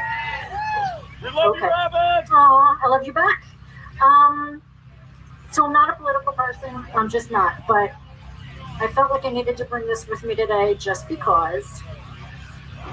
And you won't all be able to see it, but it's my voter's registration from Pennsylvania where I live. If you don't have one, please get one. It's important, it matters. And politicians don't care what you think unless you vote for them, because if you don't vote for them, they don't have a job and they don't get all that money that they're making. Bottom line, straight up. So please be registered to vote and then go out and do it. The next thing that I want to say is thank you to all these guys that put this event together. They did an amazing job. Some of you may or may not know that we don't all talk to each other very much, really, but they pull us together because we're on the same side. And I'm a believer that the enemy of the enemy is my friend, you know? And so we're all here together. Like Sherwin said, my name's Robin Barsky. I have been around the industry for quite some time. I don't work in the industry. I don't manufacture, sell, any of that stuff. I'm a mom. I'm a consumer. I'm a vapor. I'm a nurse. And I smoked for 29 years. And that's why I'm here. You know, I don't have lots of statistics for you. I don't have all kinds of ways to explain regulations to you, but what I have is passion. And I think right now passion really matters, you know? So They wanted me to tell you a little bit about me, how I got here, all that stuff, and I'll do that. And I hope that what you'll take home with you today is some passion so that you can keep fighting. Yes. So yeah, my name is Robin Barsky. I did smoke for 29 years, and one day a friend brought me a starter kit. It was this little twist battery thing with this awful little disposable cartomizer on the top. And he said, it's time for you to quit smoking. And I said, I kind of like smoking. I've been doing it a long time. And he said, you smoke too much. I was smoking 2.5 packs of Marlboro Reds a day, which, it's a lot of cigarettes. I knew better. I've been a nurse for 30 years at this point, and I certainly knew better. I did oncology nursing, gave people chemo, and I've been a nurse long enough that they could smoke in the hospital in a little corner room that was, a smoking lounge, and I had people that I was giving chemo to who sat and smoked while the chemo was running in, because this is such a strong addiction, So I did that. I worked in emergency nursing. I've typically worked with a lot of people at the end of life. I worked on a ventilator unit a few years ago. 30 people on ventilators, mostly because of smoking, and what we tried to do was get them off. And every nurse has a patient that she'll remember forever, and one of mine was in that unit. And he was a smoker. He was like 40s, and he dropped with a heart attack because of his smoking.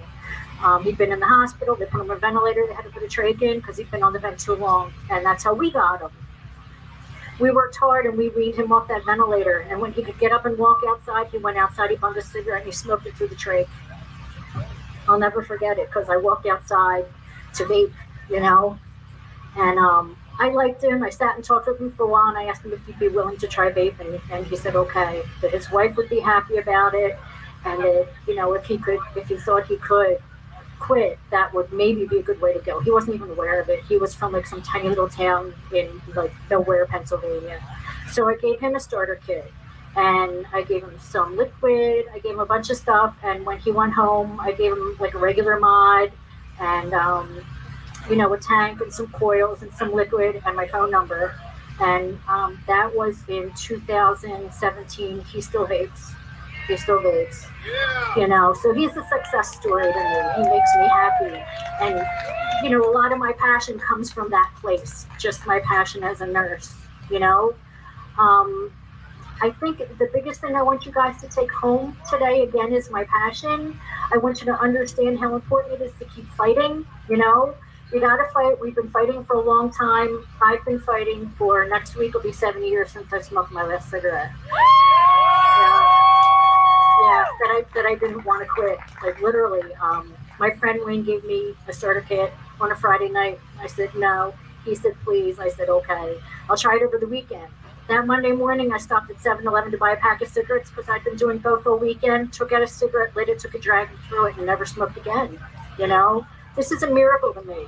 I've been through gum, lozenges, patches, Wellbutrin, so many things, and nothing worked. This is a miracle to me, and we have to keep fighting for it because it matters. You guys matter, I matter, we all do. And I'm going to ask you to fight. Keep fighting, don't give up. Fight as hard as you can. And when you're tired of fighting, fight a little bit more. Fight like you're fighting for your life, because you are. Thank you.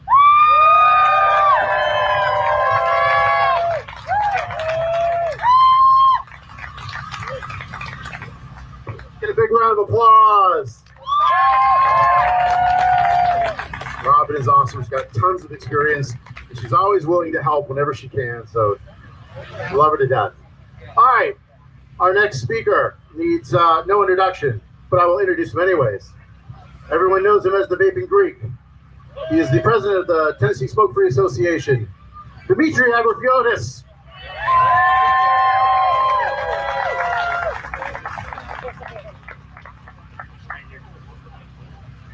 I have a posse. Yeah!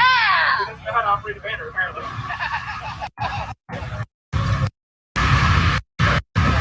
We're going to get blown away. What a great honor to be around ex-smokers. It is for me. My name is Dimitris Agrafiotis. I am the executive director of the Tennessee Smoke-Free Association and an ex-smoker. 10 years ago, at the age of 38, I made the decision to switch to vapor products using a delicious decaying sour apple flavored e-liquid after trying every available other option that was recommended by our public health officials and failing every time. You see, my father passed away in 1973 at the age of 39 due to smoking, and I was quickly approaching that age. Although switching to vapor products has greatly benefited my health, as confirmed by my doctor, and improved my quality of life, a proudly now smoke-free life, I do have one simple regret: that this technology was not around in 1973. Who knows? Maybe my dad would still be around to see his granddaughters graduate, get married, and maybe even have kids of their own.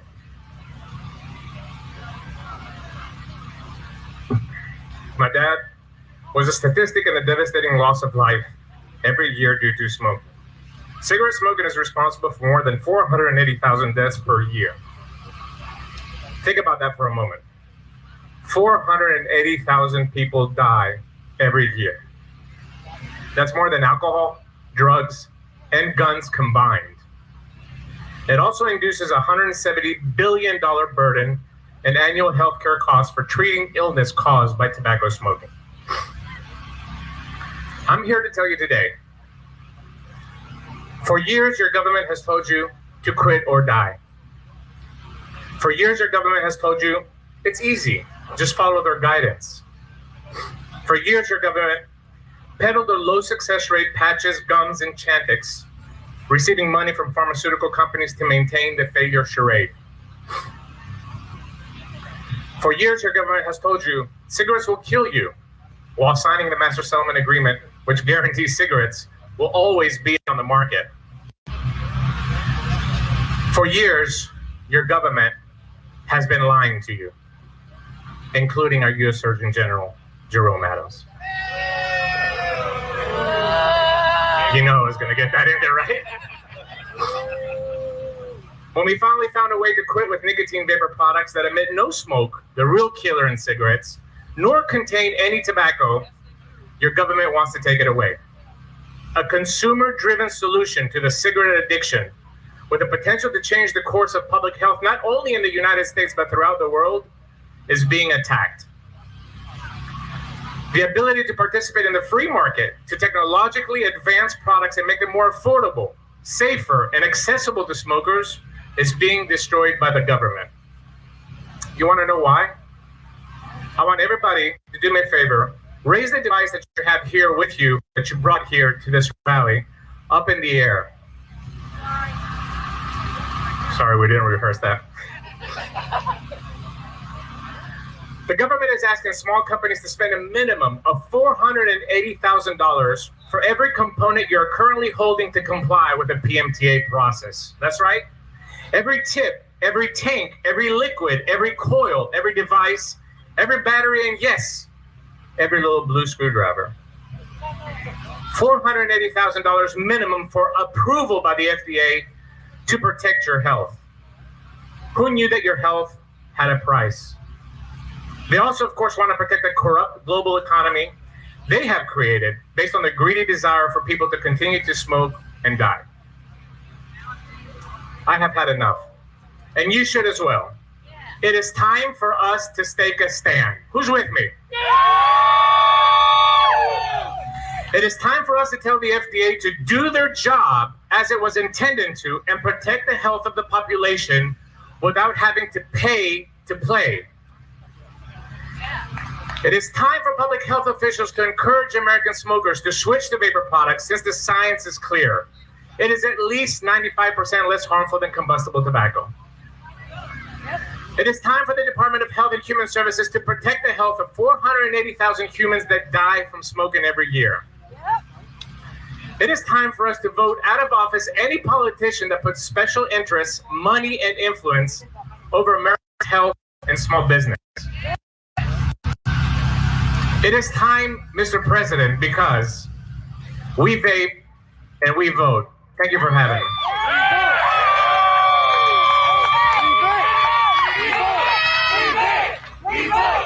We vape! We vote. We vape. We vote. We vape. We vote. We vape. We vote. We vape. We vote. Louder.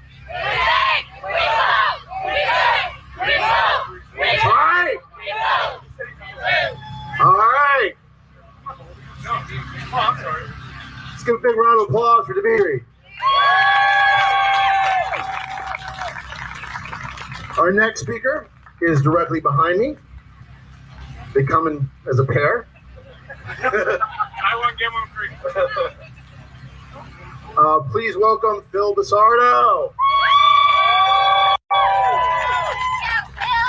Hi. So before I get to my speech, thank you very much for the UVA having me. And thank you guys for actually showing up. Thank you very much. Give yourselves a round of applause. So Dimitri had you hold up your devices. I don't want you to hold up your device. I just want you to look at it for a minute. Just look at it. And I want you to thank your device. And I want you to give your, because we've been doing a lot of rounds of applause. I want you to give your device a round of applause. I want you to give your tank a round of applause. I want you to give your dripper a round of applause. I want you to give your pod a round of applause. I want you to give that delicious flavored e-liquid a round of applause. It is because of this, you can put the mic. It is because of this that we don't have cigarettes in our hands. And that's what we're fighting for. Okay, so my name is Phil DeSardo, and I'm 51 years old. On July 7th of 2009, I was able to quit my cigarette habit when all traditional methods failed with vaping. I have been a happy and healthy vapor ever since. And I am very proud to be with you here today. I'm proud to be a vapor. But I'm not here to talk to you. Not a single one of you. Why?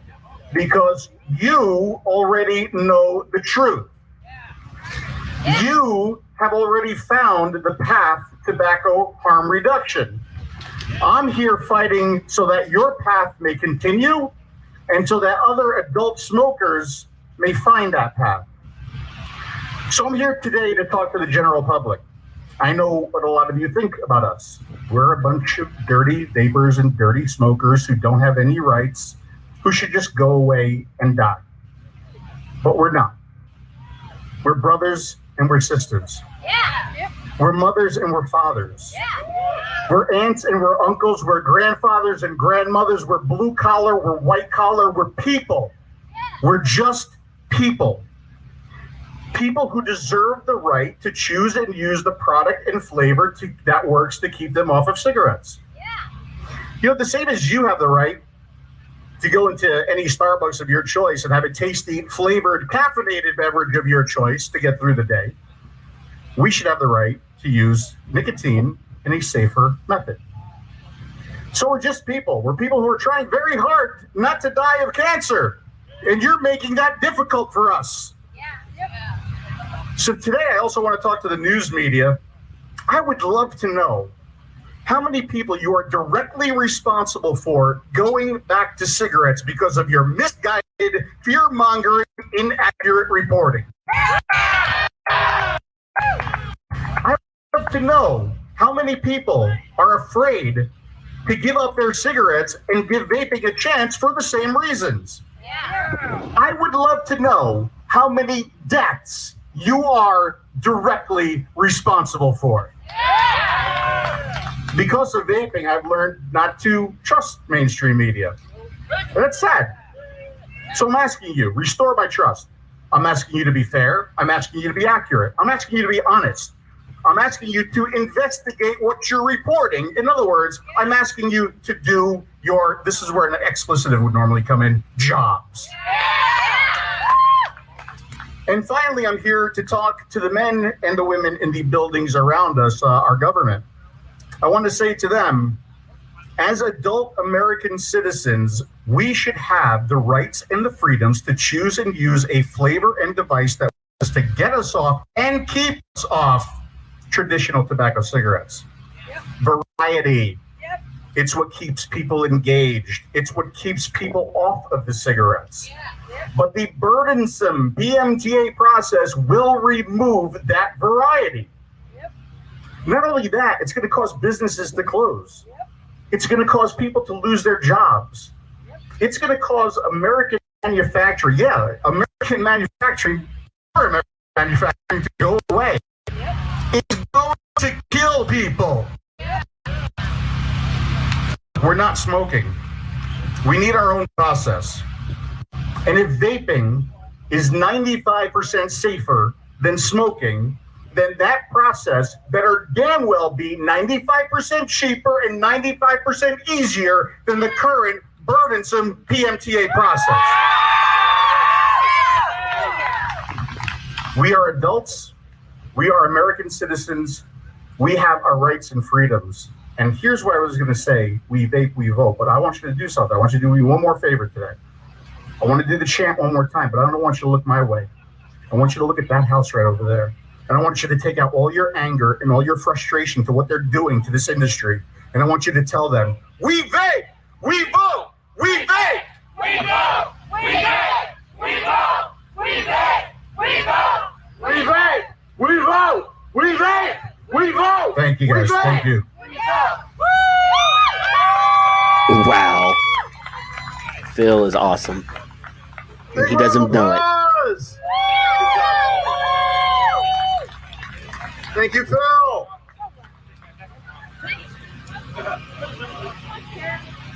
All right, our next guest speaker, president of the Ohio Vapor Trade Association, personal friend of mine, incredible advocate. James is going to cry. Industry than anyone I've ever seen. James Jarvis.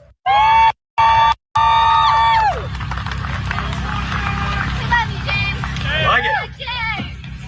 Good afternoon, Washington, D.C. We vape. We vote. We vape. We vote. I stood on this stage on November of last year. We were facing certain death in this industry because of the threat of a flavor ban. We had thousands of people show up here. They couldn't afford it. They shut down their businesses.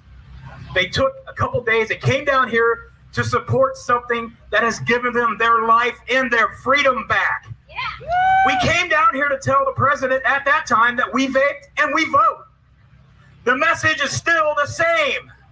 We are facing certain death right now because of an onerous, ridiculous, cost-prohibitive PMTA process that will let us keep our businesses that we started in the first place without their permission. Yeah. This industry has saved millions and millions of lives. Yeah. You guys are all success stories.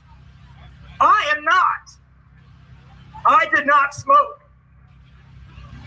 I am up here and I pour my heart out every time I go to a meeting. Not because of I smoked. I lost my grandmother at 16 to lung cancer. That affected me deeply for the rest of my life.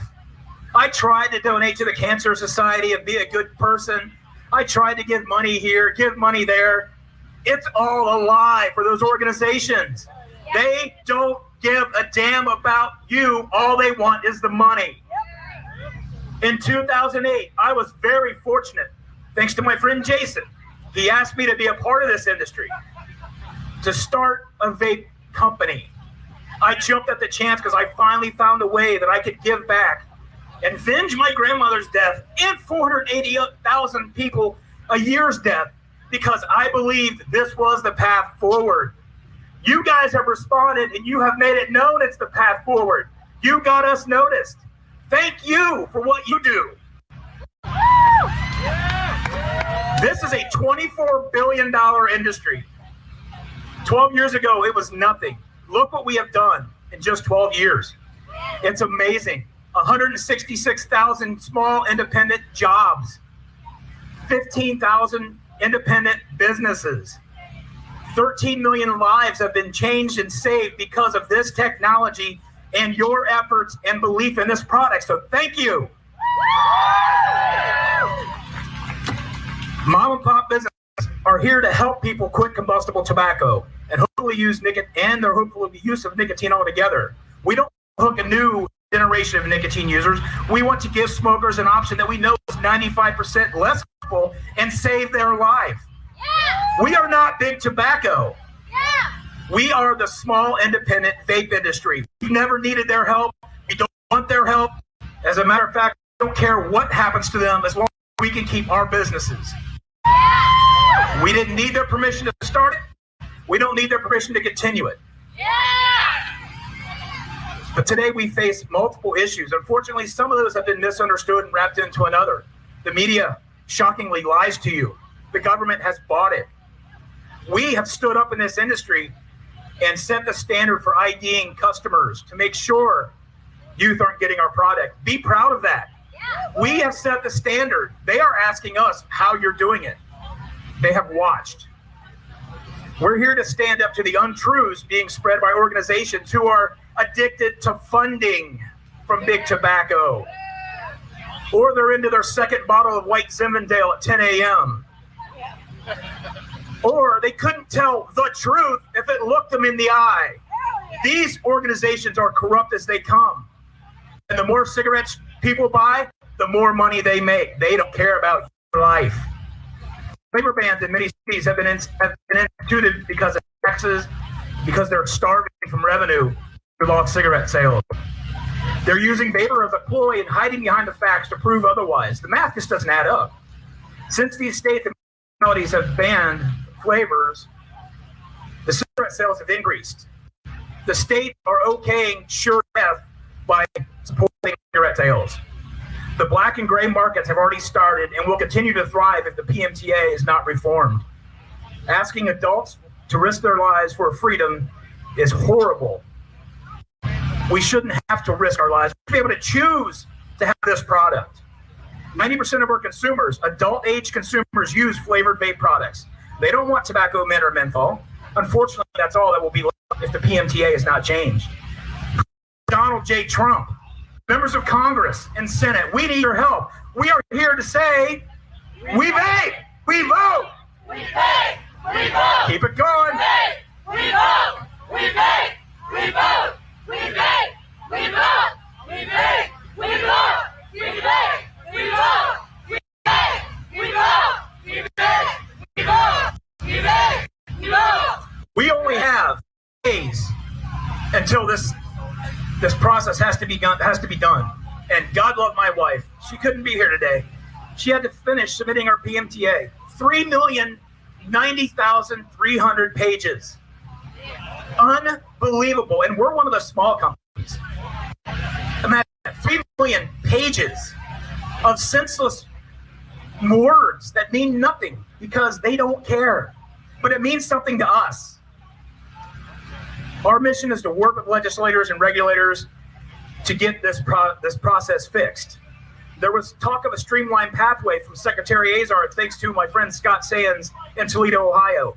We have heard nothing of that since. We need to make sure we know what's out there.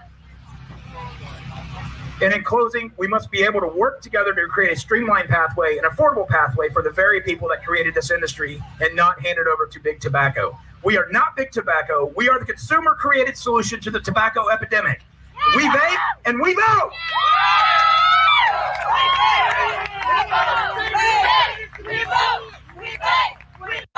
We vote. We vape, we vote. We vape, we vote. We vape, we vote. We vape, we vote. We vape, we vote.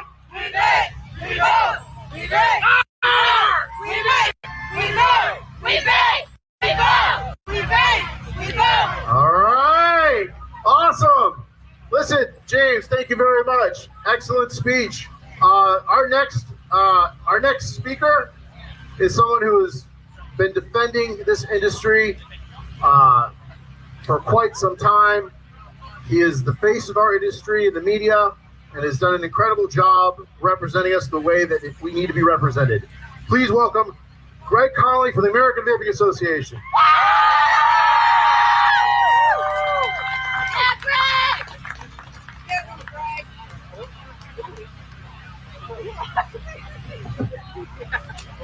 How's everybody doing today?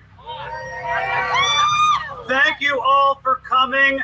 I knew that when this event was planned, with COVID, with PMTAs, that we were not going to have a crowd the size of last year on a brisk November day. But I knew that if we brought out people, our voices would be heard. And congratulations to all of you. This is the first peaceful protest in Washington, D.C. that has not ended with broken windows or fires of the last 5 months. So give yourself a round of applause. Now, 1 month ago, I celebrated 10 years smoke-free and 10 years as an advocate for low-risk, harm reduction, smoke-free alternatives. In an alternate world without the current pandemic, my plan was to spend July and August on the road, doing voter education, voter registration, speeches at vape shops, and different events. That all changed. Instead, I celebrated my 10 years mostly alone on the couch with 2 cats. But 10 years is a very long time. I can remember the first 3 times that I actually saw vaping. The first in 2008, a man singing in the shower while vaping on one of the first cigalikes. And at the time, I thought, that's ridiculous. That was a funny video. You can all see it still on YouTube. But those things probably won't go far. But then, 2009, as I'm a law school student, outside a few times a day smoking my cigarettes, I saw that the Obama FDA had decided to try to completely ban all e-cigarette products in America by illegally declaring them to be drugs. And in order to accomplish that, to build the narrative in the media to support new versions of prohibition, the FDA lied. The FDA claimed that the products had high levels of carcinogens, when in fact, the levels were thousands of times less than in a cigarette and near equivalent to the naturally occurring chemicals that are in the nicotine gum or the nicotine patch that the FDA approves. The third time was then when my first e-cigarette arrived, because if the FDA was saying this product shouldn't be on the market, that for me was as good of an endorsement as possible that you should use it. And the product eventually, it took time, it took technological innovation, but finally, August 2010, I successfully quit with vaping. And at the time, I was naive. Like many of you, I'm sure, were when you quit. You thought, wow, unbelievable. I've smoked for X number of years. I've tried everything in the world to quit.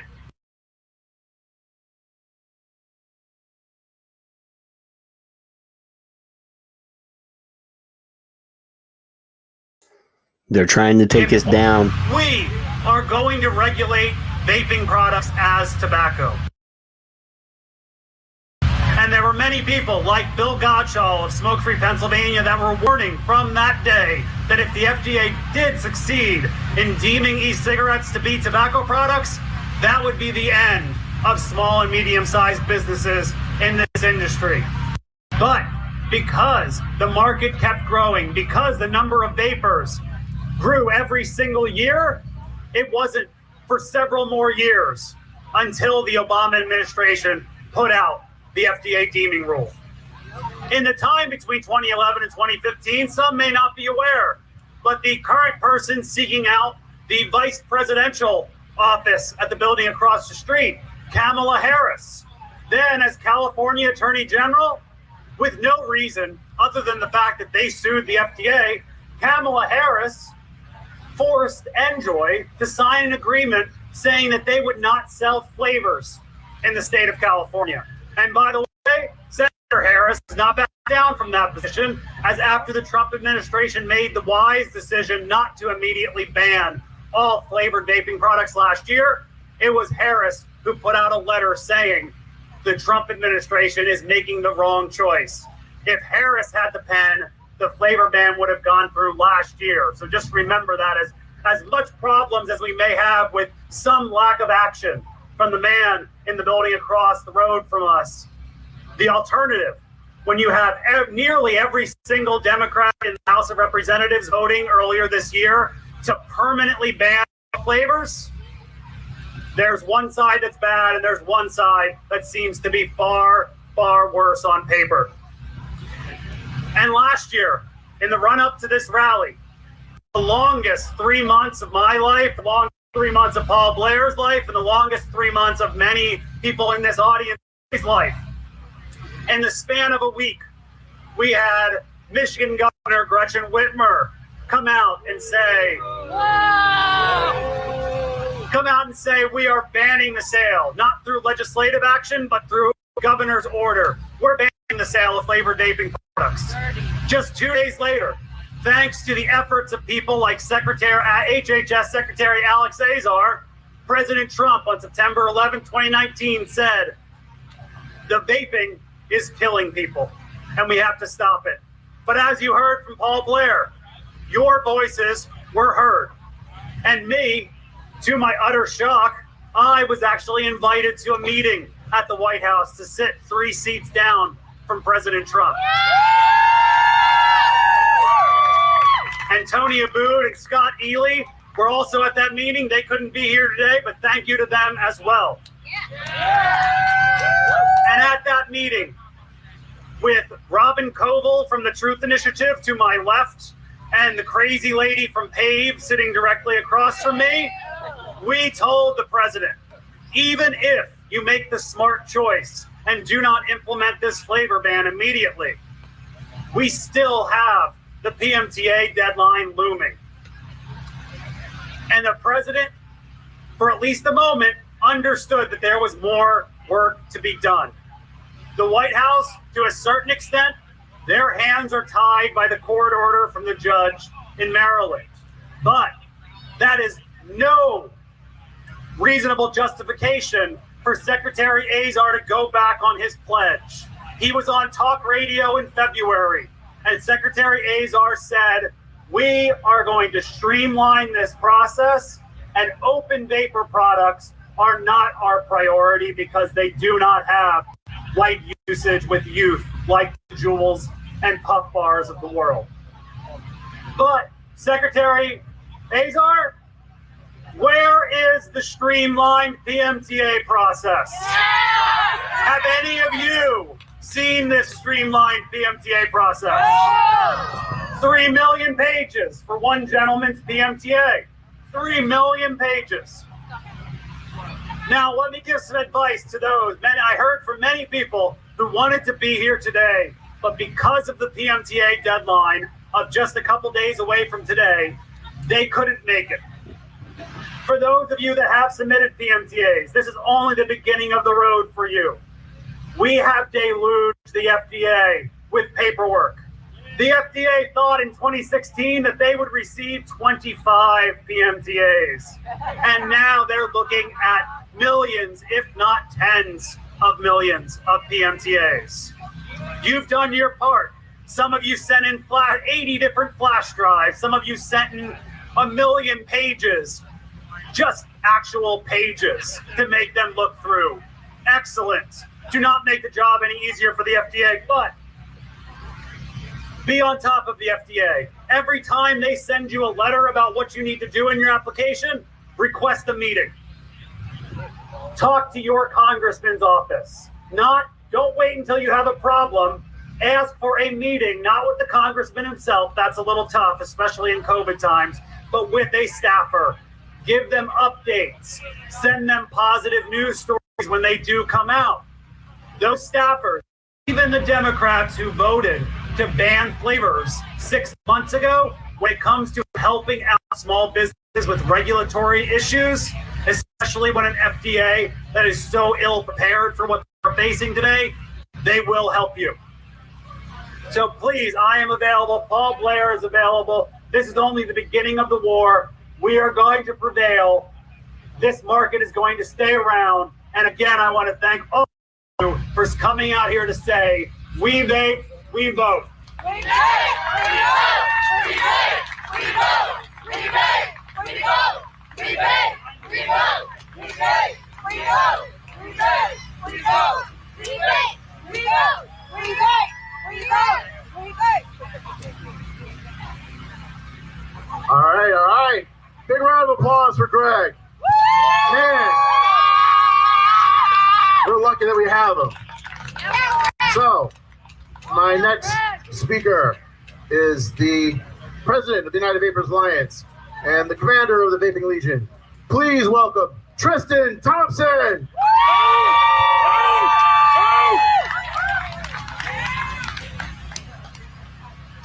Good afternoon, my brothers and sisters who braved all the things that stand before us today, health-wise, seasonally, politically, virally. Thank you for braving those things to stand up for what is right. Some people came up here today and gave messages of hope. Some came up and gave messages of despair, shared their fears and their very valid concerns. But I come with a different message. I'm angry. And I would think my anger is quite justified at this point. Wouldn't you all agree? Yeah! Here's the deal. Let me lay this on the line for those watching, those that have the power to do something. Vaping has enabled me to pull the people I care about most that were still smoking out of the hands of death. How many of you here can say the same? Show me hands. How many of you are someone's savior? How many of you are here fighting for somebody who can't? That's what I thought. Literally everyone. How many of you at home watching the streams converted somebody that was near and dear to you? Yeah, I thought that too. Some of you know me, some of you don't. Let me tell you a little story about who I am, because I'm pretty private with what goes on in my life, right? Nah. But a lot of you don't know this. When my wife was 16 years old, she was in a terrible skiing accident. She had 2 strokes. At 16, my wife lost the ability to communicate like a normal person. She lost the left arm that all of us need to do the things we need to do. She lives a life that's twice as hard as most people. Who picks up that slack? I do. And I do it gladly. But unfortunately, I myself was born with a very bad heart. Very bad. They told me if I didn't quit smoking, I was going to die. But that didn't matter to me. My life doesn't matter to me. What matters to me is her life. I'm her caregiver. Without vaping, I would not have had the stamina and the energy required to take care of somebody else who cannot take care of themselves. And that makes me furious. Furious that there are so many people that lead stressful lives that pick up smoking to just have an out. And it's killing them. And then they find this wonderful alternative that is vaping. And the government comes and says, not so fast. You didn't have my permission to leave. Well, I'm sorry. I don't need anybody's permission to leave. Do any of you need anybody's permission to leave? No. Do any of you need anybody's permission to save a life? No. Do any of you need permission to do the right thing? No. That's my message.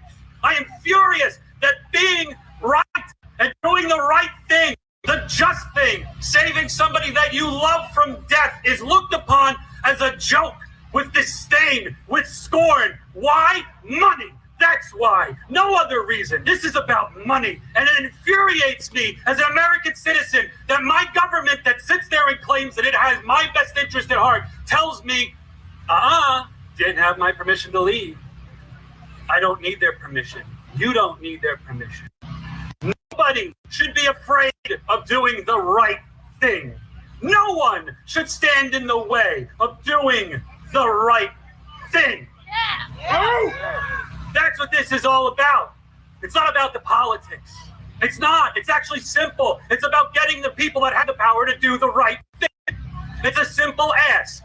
But I don't ask. I demand my government does the right thing. It infuriates me that they look us in the face and lie to us and tell us that they are. This is 2020, people. I'm sorry. The internet's a thing. Anybody can look up and see that they're lying. There is literally no statistical data that backs any government stance, any NGO stance, any health org stance. Nothing backs it. That's why they moved away from science and decided to hide behind children, like all those that come to strip away the freedoms and liberties that we, the American people, deserve, that our troops fought and died to protect and preserve. Those things. That's what they do. That is the tactic of abolitionists. That is the tactic of prohibitionists. That is the tactic of those, in my mind, are evil. Because to me, it's as simple as that. It's good versus evil. So in closing, I want to take a moment, and I want everybody to stop and think about that number, 488 488,000 American lives needlessly, painfully, gruesomely lost, and it's perpetuated by our governments and our institutions under the guise of your health. But it's not about health. It's about the money.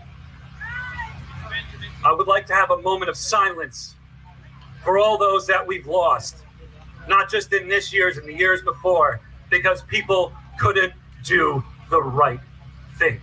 10 seconds of silence, please.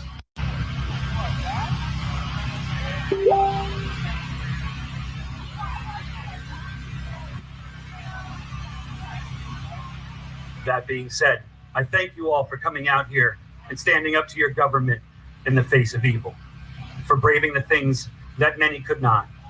And this heat. Seriously, though, it's really hot, guys. Thank you for roughing it out. I love you. I love you all, family. Thank you.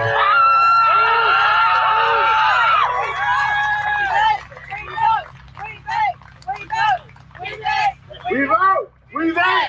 We vote! We vote! We vote! We vote! We vote! Louder! We vote! We vote! We vote! We vote! We vote! We vote! All right. Thank you so much. Powerful speech. But I think it holds true. And what's interesting is that what happens here in the United States is going to affect the rest of the world. We've got people from Australia coming here to fight for this industry. We've got other people that came last year from all over the world to fight for this industry. The world looks to us for guidance. This is the front line. We need to fight for what we believe in and hold true to our beliefs. What I'm going to be reading now is from a friend from Australia. His name is Paul Palmer. He couldn't make it out, obviously because of COVID, but he wanted me to go ahead and read his speech. So I'm going to go ahead and read it. And I think you need to take a quick listen to it from someone who's not from the States.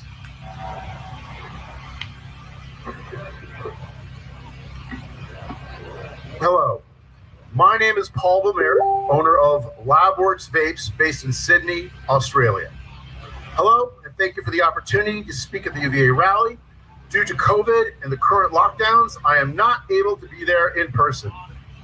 Late 2013, early 2014 is the year I entered the vaping industry pretty much by accident after being a smoker for over 30 years and trying every way, shape, and form to kick the habit. It was not long before I started my journey into the world of mixing e-liquids, simply because of what was available at the time here in Australia and distance from the US. It was not viable for me to import liquids on a weekly basis. Over the past 6 years, I have been involved not only in the industry at a commercial level, but also as an advocate for vaping, speaking on various shows, interviews as to the plight of the Australian vaping community and the draconian laws that we have in place in regards to not being able to manufacture and sell liquids that contain nicotine due to the classification as a Schedule 7 poison under the Poisons Act. Also, with the threat of import bans of nicotine coming into effect the 1st of January 2021, we're under the proposed system, a prescription will be needed for both the right to import and use nicotine in vaping products. Currently, the framework is not in place, and we are also waiting for a peer review study to be released from the Australian National University, which is not tabled to be released until December.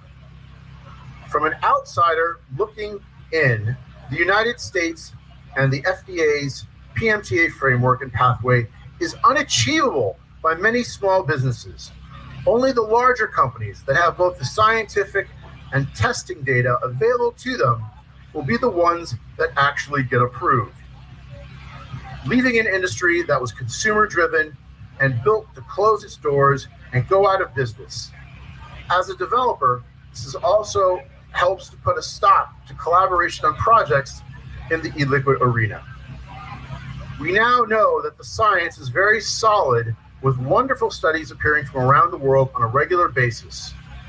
Yet the media has painted the vaping community as some form of tin hat wearing brigade. The media has not given the industry a fair go nor listen to the science. Each time a full study comes up, it is quickly debunked. I can say quite openly that vaping saved my life, and the reason I say that is because in late 2013, early 2014, I was diagnosed with emphysema, which currently I have problems with. President Trump gave the vaping community hope when he said that he would help streamline the PMTA process. Yet we have not seen anything from him. We even had a seat at the table at the White House. Yet between that time and now, we have not moved forward very far at all. Recently, the FDA also said that they would make the process easier. Speaking from experience, that is not the case. The final problem are all the foundations that are helping to crush the industry simply because they know if smoking rates drop below 10%, so will their funding for the pharmaceutical industry, which is also hurting because people are not turning to them for nicotine replacement therapy products. Misuse studies have also damaged the industry, and wealthy philanthropists thinking that they're doing the right thing when it actually is backfiring on them. In closing, I would like to say that the Australian THR, that tobacco harm reduction is not a joke. To the FDA, we are asking for PMTA reform. Please make the process easier for small businesses in the U.S. that are about to close their doors. Trump said that he was all for small business. I'm sorry, but as an outsider looking in, he looked after his corporate friends with all these small businesses about to close across the United States. This will only add to the unemployment numbers.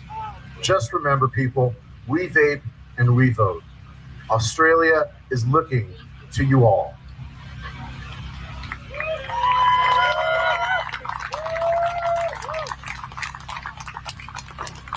So again, that just shows you the importance of what we're doing here today. It shows you the weight that's on our shoulders and how we have to continue to keep on fighting.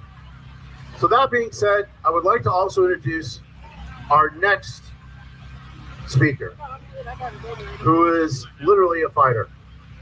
He is a ex-military veteran. He's going to be giving a beautiful speech. I think everyone should go ahead and listen to him. Please welcome William Baumgartner Jr.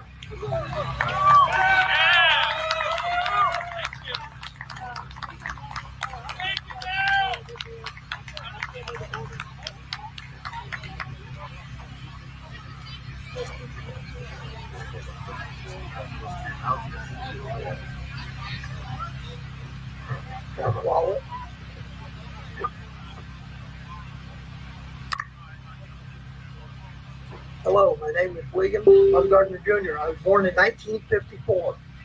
I quit going to school at the age of 17. My parents gave me three choices: go back to school, get a job, or join the military. They wanted me to go back to school, but I knew better than them, so I joined the Army. In 1971, I was 17 years old. The first time I smoked cigarettes was during my military time. By the time I was honorably discharged, I was smoking a pack and a half a day. When I got home from the military, my uncle offered to teach me to drive a big rig. He picked me up on his way to California. I spent the next 11 years over the road truck driving. During that time, I went from a pack and a half a day to 3 packs smoker with no end in sight. Time after time, I tried to quit smoking, and each attempt failed. For 38 years, I was a smoker with no hope. I was an early adapter of vapor technology in an attempt to curb my smoking habit. For the first few years, I used both traditional cigarettes and vaping device. I was able to cut down, but not able to quit entirely at first. I went from 3 packs a day to a half a pack a day, which may not seem like a big deal to some people, but that's a big, huge difference.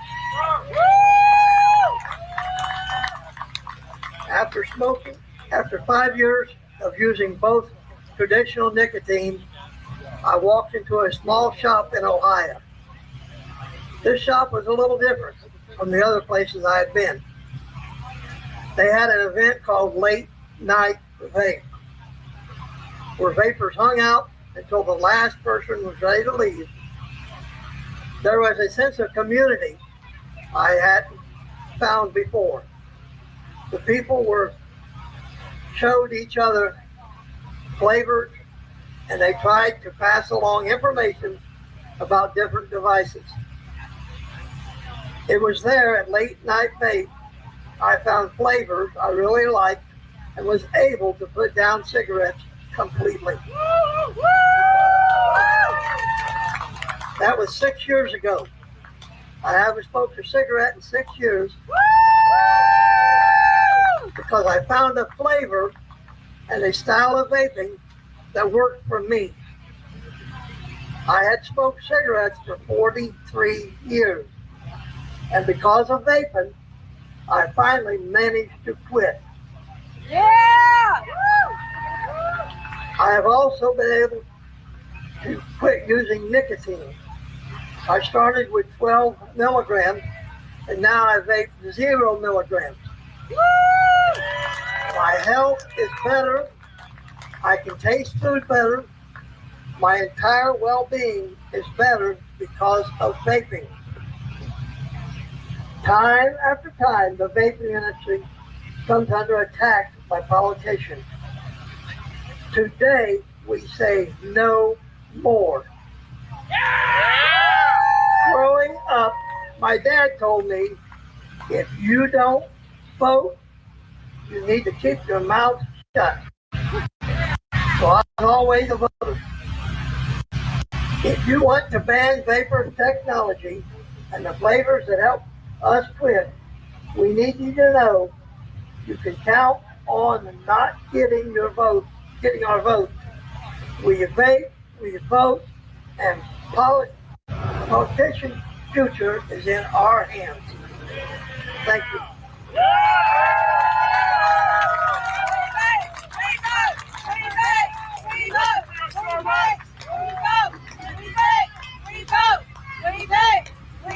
Give them a wide round of applause, man. That was awesome. Thank you, sir, for your service. Thank you. All right, our next speaker is Shannon Brown. She is a consumer. She's going to give another heartfelt testimonial, something I think we all need to hear.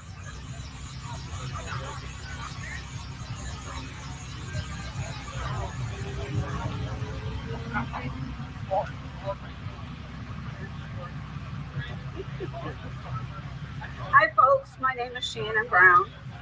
I smoked cigarettes for 32 years and I tried every FDA approved method to quit. I failed each time. I also tried hypnosis, cold turkey, and having my ears shot 3 different times and still failed.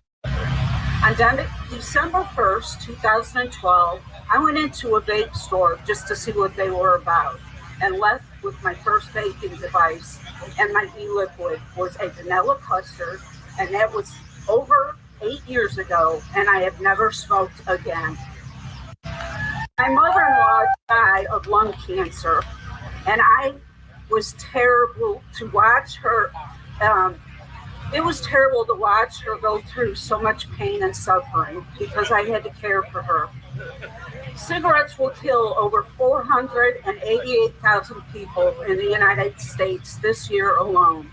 It is the #1 killer in the United States. I cannot consciously vote for someone that will take vaping an innovative device to help people quit smoking and deliberately ban this and its flavors from the American people and subject them to a slow and painful death, like what I watched my mother-in-law go through. I vape, I vote, PMTA reform. No vape, no vote from me. Thank you.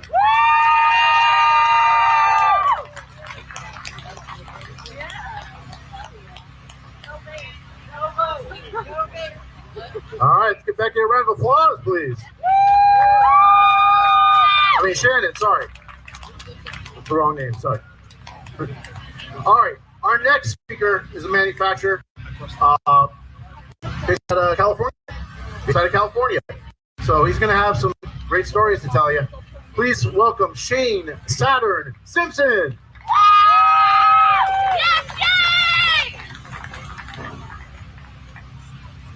Thank you all for being here today. I know it's hot out here. I'm hot. You're hot. We're all hot. So thanks for hanging around and supporting this great organization. First of all, it's an honor and privilege to be here to speak to you today. I want to thank everybody on the board at UVA for allowing me to come out and share my experience with you guys today. I was a smoker. I started smoking at the age of 13. I'm like what every public health advocate, on their side, I'm their poster child. 13 years old, smoking. By 17, 2 packs a day, smoked well into my 30s. And at first I started smoking because smoking was cool, man. I want to be one of the tough guys. I want to be the smoker. I wanted the leather jacket. I just wanted to be cool.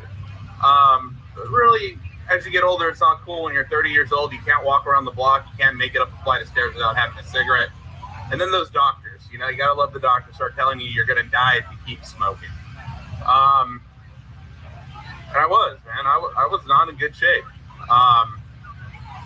So I took the doctor's advice. I started the gum, the hypnotherapy, the patches, everything the medical community had to throw at me to try to get me to smoke. I'm one of those weird people that like to smoke on Shantex. And if you ever smoked on Shantex before, that's not a good time.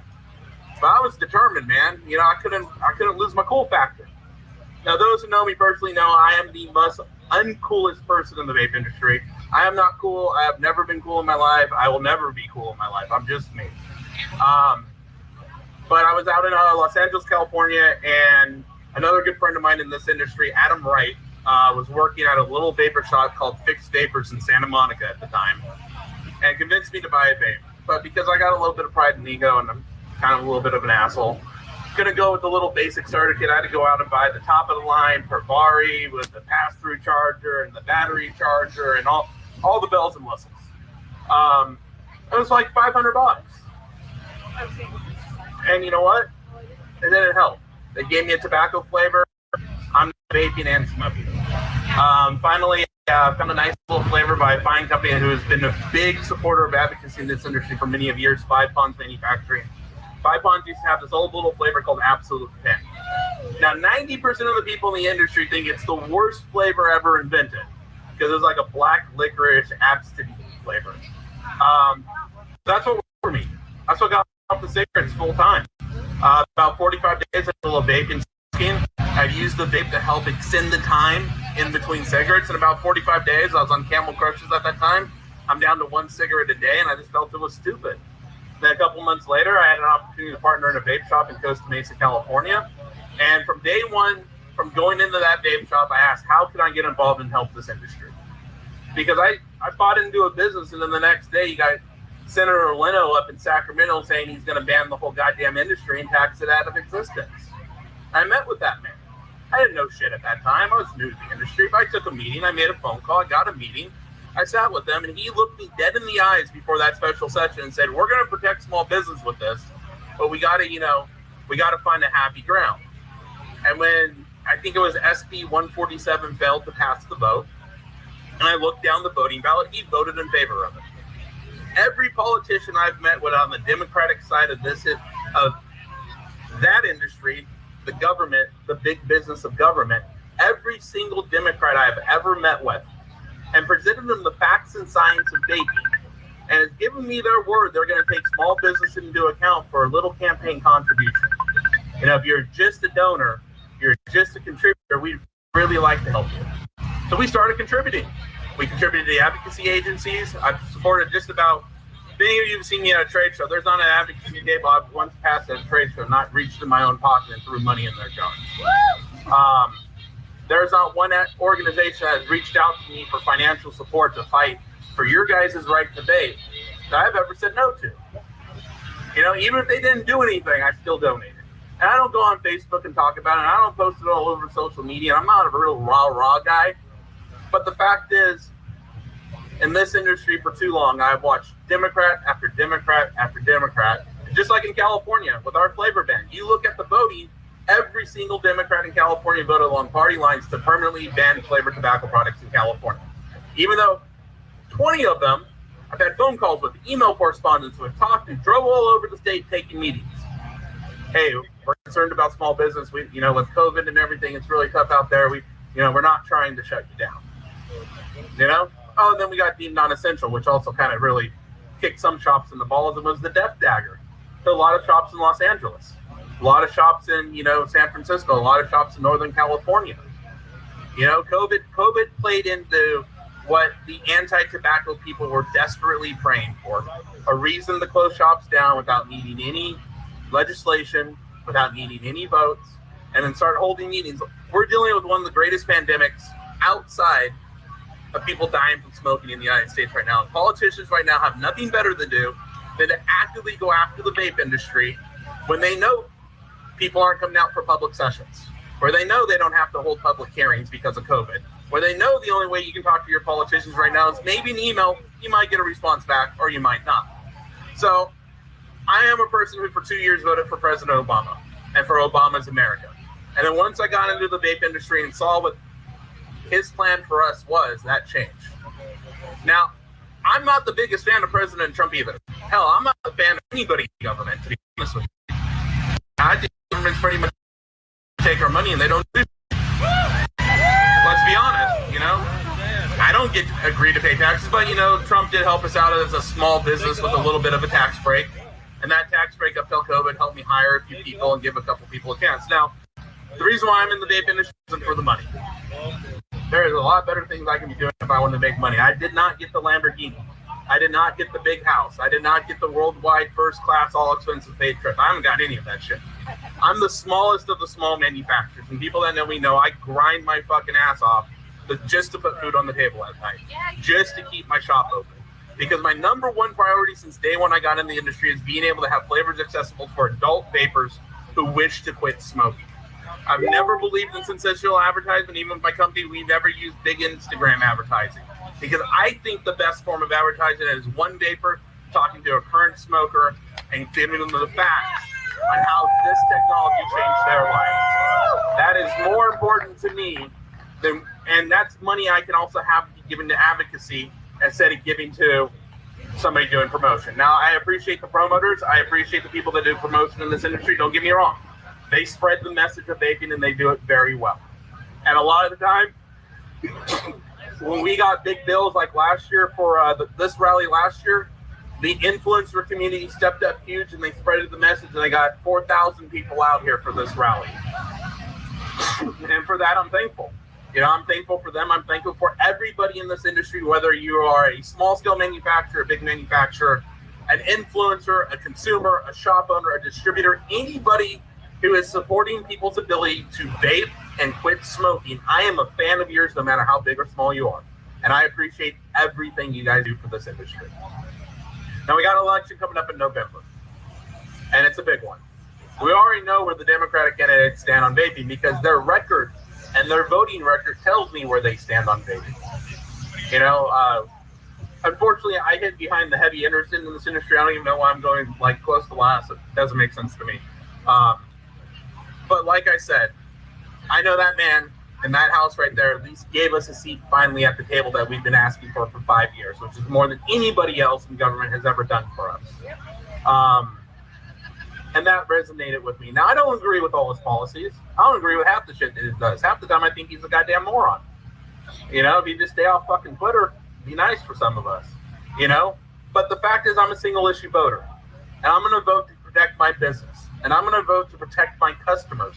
And I'm going to vote to protect consumers. And right now, the only goddamn voice I got left is my vote. right? So if you think this election doesn't matter, this election matters more than anything to me, a vapor. Because I'm not a business owner, I'm a vapor. You know, business comes second, vaping comes first. And like I said, I had a lot of opportunities in this industry to take money and not be ethical and try to do the wrong thing, but I always chose to do the right thing, even though it greatly financially impacted me. My integrity is more important than itself.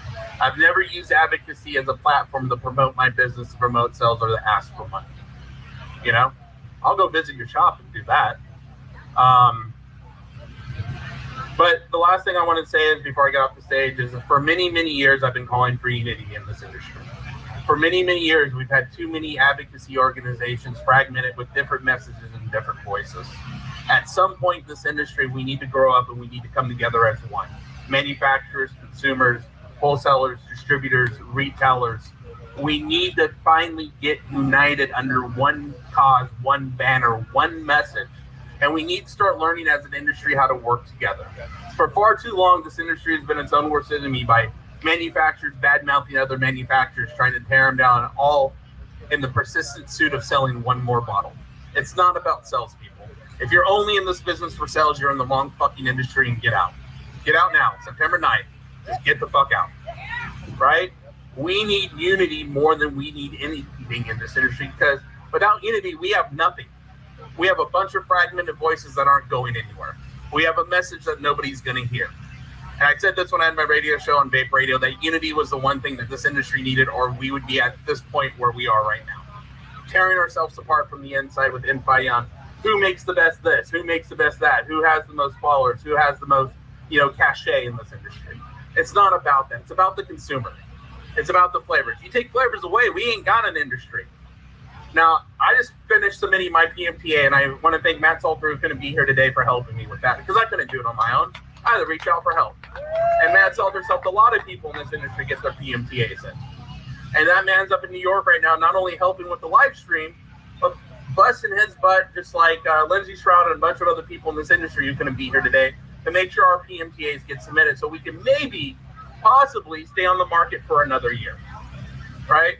So more than ever, as an industry, I beg you to come together as one, to unite under one voice, to at least with all our advocacy organizations, to coordinate efforts and work together, and just try to survive what's coming. Now, we already know if you vote, if presidential candidate Biden and Kamala Harris have their way, first action in business, we're gone. We're done. The other main thing too, please call the White House. Please call them and let them know we vape, we vote. That is very important. And also, no matter how big or small you are, please engage with your local political leaders.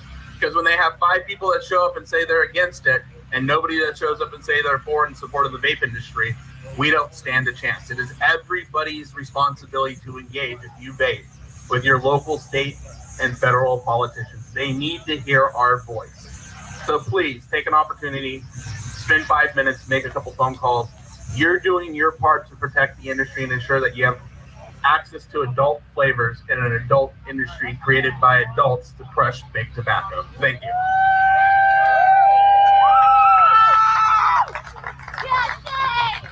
Everyone give a round of applause for Shane. Came all the way out from California. He didn't have to do that, but he felt it was important. Thank you, brother. Appreciate it. All right, our next speaker. We're gonna be cutting a little bit early because we've got this one, and we got Matt Elliott, and Bonnie is Bonnie Butts, an amazing advocate from Pennsylvania. She's a shop owner, but she busts her butts in Pennsylvania because you know the problems they have over there in Pennsylvania. But she's been a leading advocate, always talking to the representatives, to her senators on a state level and even on the federal level. So please welcome Bonnie Butts, please.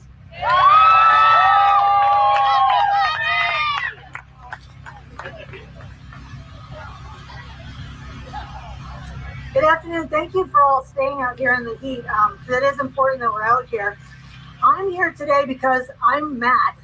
5 years ago, I went to speak before the FDA at an Office of Management and Budget meeting. And I wasn't mad when I went there. I thought, this is great. We're going to speak before the FDA. We're going to tell them our side of the story. It's going to be great. Here I am, 5 freaking years later in DC again, talking about the same shit. And I'm mad. And I'm sick of it. So I just don't understand in 5 years all the work that we do, it doesn't change. And we need help. So it only takes a few minutes for you to look up who's running for office where you live. You need to look at what they stand for. Do they care about you? Do they care about what you're interested in? I never thought I would be a one-issue voter, but that's what it's gotten to. I have a business with people who depend on their jobs. They depend on their wages. They depend on their health insurance. And I'm not going to let them down. I will fight them into the ground. We're right and they're wrong. It's that simple. Once you get your information about who your reps are, who your senators are, put it up online, post it on Facebook. Some people aren't going to take the time to do it, but if you do it and put the name and the number up there, maybe they'll do it. So a few years ago, I went and made an appointment with my state rep. And I went in to talk to her, and she was very open to everything that I was telling her. About 6 months later, she called me. The Financial Policy Committee in Pennsylvania was meeting where I live, and she wanted to know if I wanted to speak. Hell yes, I wanted to speak. I had been taxed at 40%, and I wanted to speak. In Pennsylvania, when they decided that we were going to pay 40% tax, they declared us to be a tobacco product, and we have to pay 40% on the wholesale. The same day they said that, they declared that cigars are not a tobacco product in the state of Pennsylvania, and they were let go scot-free. So yeah, I'm mad. Are you mad yet? Yeah! So now the FDA is doing the same thing. So we're all struggling and trying to get through these PMTAs and trying to afford it, and these outrageous amounts of paperwork. And the FDA told the cigar people, we'll take care of it for you. They're taking care of us, is me off. So if I'm a tobacco product and cigars aren't, it's ridiculous. And we're being scammed. So this is all about money, and you all know that. We are being scammed. So when you're talking about voting, think about who votes. A lot of people that are older, senior citizens, a lot of them vote. They're not educated about vaping. They don't care about vaping. But that's who we need to get to. So if my first time in advocacy was speaking to the FDA, you can do advocacy where you live. One of the things that I did is I found out that my local Lions Club needs a speaker once a month, and I got them to let me talk about vaping. I went in and I took some products with me and talked to the people and showed them what it was and told them how vaping saves lives. And their reaction, and these people are 70 and 80 years old, their reaction was, wow, I wish that would have been around when my parents were alive because they smoked and they would have lived longer.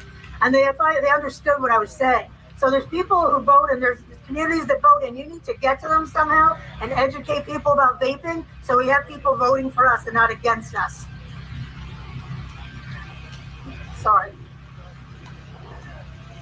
So 5,000 kids a year in the United States die from alcohol-related issues, whether that be alcohol poisoning, car accidents. So 5,000 children a year die from alcohol-related issues. So why is the government allowing cotton candy on liquor bottles, chocolate bars on liquor bottles, Fruity Pebbles beer? There's liquor is going to be how it is, and we can't fight against that, but we've taken steps to be different than them, to not market to children. But the bottom line is they don't care about that, but they're attacking us for it. And I'm mad. I'm mad about the unfair treatment that we're constantly getting. One of the worst offenders of this was the governor of Michigan. She got up on a stage and she announced that there was a flavor ban in her state. She left directly from there and went to a brewery where they were launching a beer that they made for her called the Gub, and it's an orange citrus flavor. She's a hypocrite. So if you're as mad as I am, and I am mad, stand up for yourselves. That's all that we can do is stand up for yourselves. Make appointments, talk to your state reps. They work for you, and we all forget that. So go in there and talk to them, say what you want to say, educate them. You don't have to go in mad. Like I usually go in and I'm very nice when I go in and I'm going to leave. I'm like, God damn it. So you go in nice, talk to them, see what their issues on vaping. And the bottom line is Paul Blair, who spoke earlier, said something a few years ago. I was at a cocktail party at the office that he works in for taxes. And he said, there's At that time, he said there's 9 million of you, 9 million vapors in the United States. I think we're up to like 13 now. But he said there's 9 million vapors in the United States. You have the ability to swing a vote. Get your shit together. There are enough, as 9 million people do have the ability to swing a vote. So get it together, figure out who you need to vote for, what their platform is, and do what's best for you, and get fucking mad.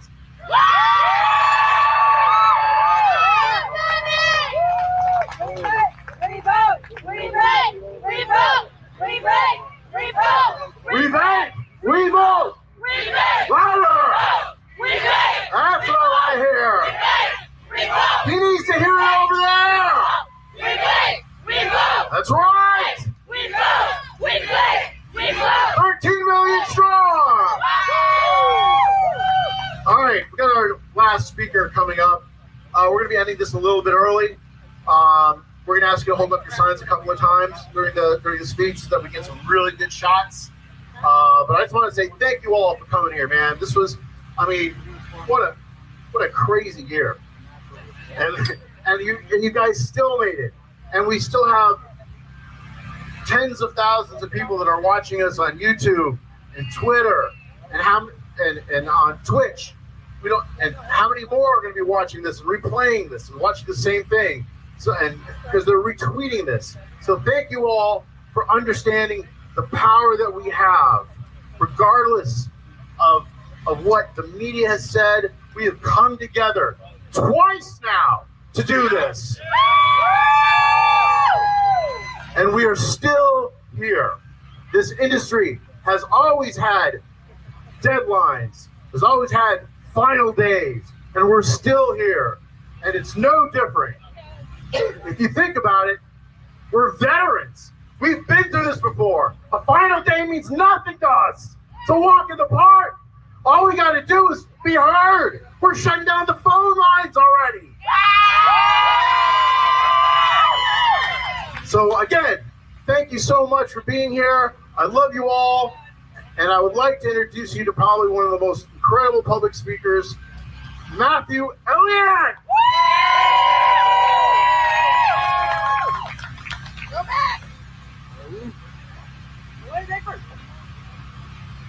What's going on, everyone?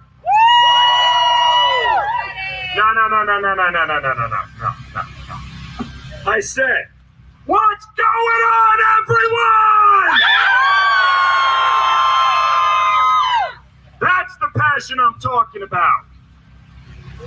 First and foremost, I want to take a moment of silence. We have lost some great advocates this year. We have lost some great friends, people we consider family. The list is too long to name. So I just ask for 10 seconds of silence to remember those and everything that they did for this industry and for the consumers, the smokers, and the vapors alike.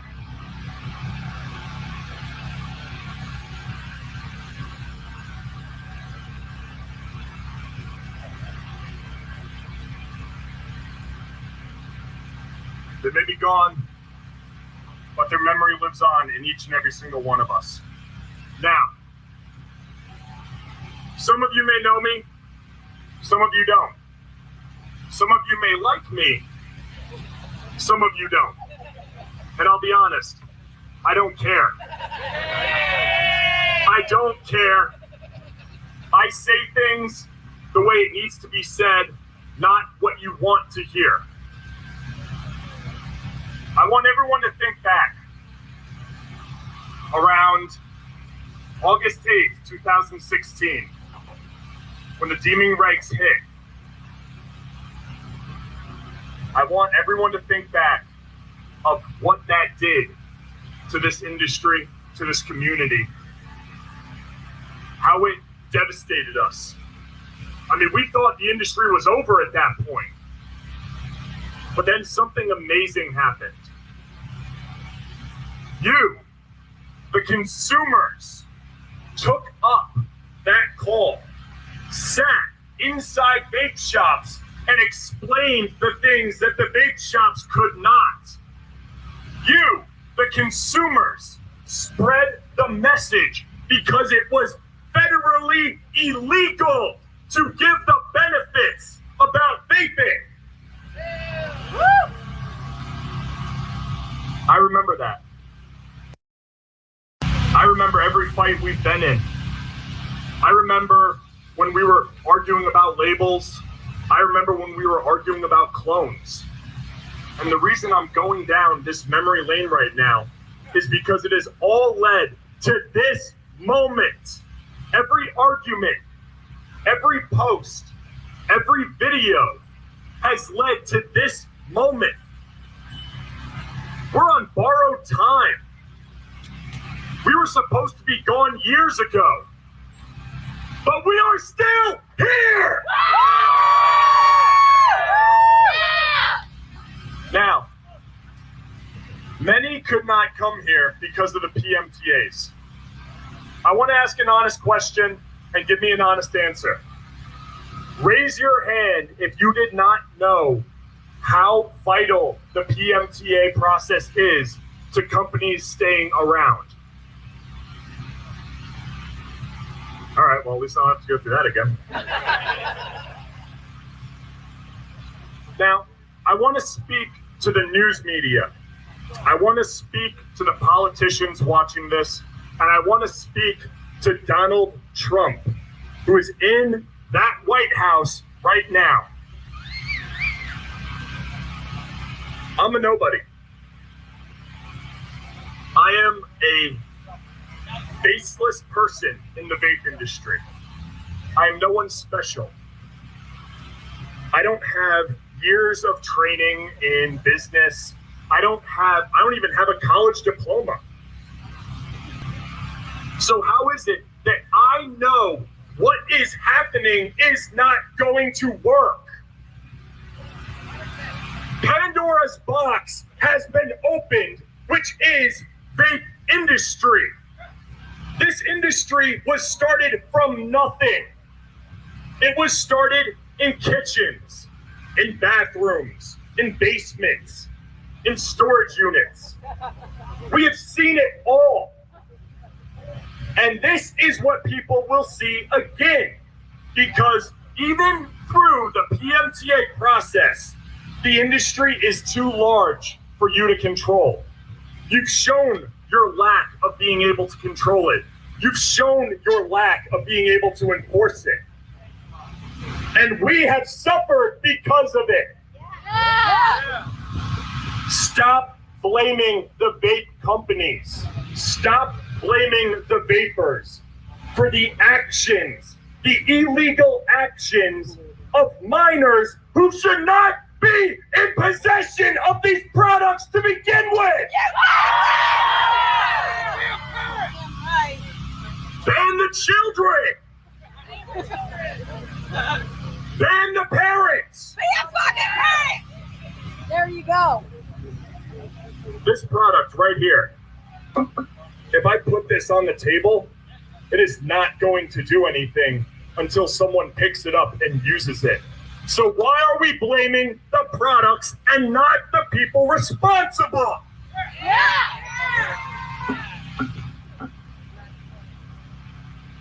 Responsibility to the responsible is a concept that not many understand. But that is what needs to happen. The media is responsible for the negative message. Yeah! NGOs are responsible for the misinformation. Yeah! The federal government is responsible for letting this happen. Yeah! And you will all be held responsible. Come November, when it is time to vote, I don't care if you're a Democrat. I don't care if you're a Republican. I don't care if you're a Libertarian. I don't care if you're a Green Party or whatever else there may be out there. I'm not going to tell you how to vote. That is your right. That is your individual right, and that is your choice. Just remember, every action has an equal and opposite reaction. That's all I'm going to say about that part. Now, it's been said time and time again why this is happening. And I'll show you right now. For a visual. No, I am not throwing the money. No, I am not ripping all of my money. This right here. I don't care what religion you are. I don't care what political organization you affiliate yourself with. I don't care if you're black, white, Asian American, Native American, Mars, Jupiter, whatever. This right here is what controls you. This is what controls you, whether you like it or not. So, for the federal government that is not being responsible and allowing these small businesses to crumble under the weight of PMTAs, this is what you are doing.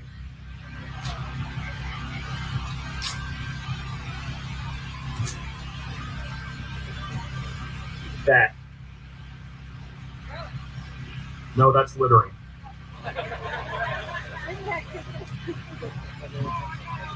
3-1 was able to take off this time. We did not have a chance to have the most epic display of activism I have ever seen. It is because of that activism that we got a seat at the table. I offer all of you, raise your signs in a shield wall. We beg, we vote, we beg, we vote, we beg, we vote, we beg, we vote, we beg, we vote, we beg, we vote, we beg, we vote, we beg, we vote, we beg, we vote, we beg, we vote, we beg, we vote, we beg, we vote. And for all of you watching right now, there better be We Vape, We Vote hashtags going down that list on YouTube, on Twitter, on Facebook.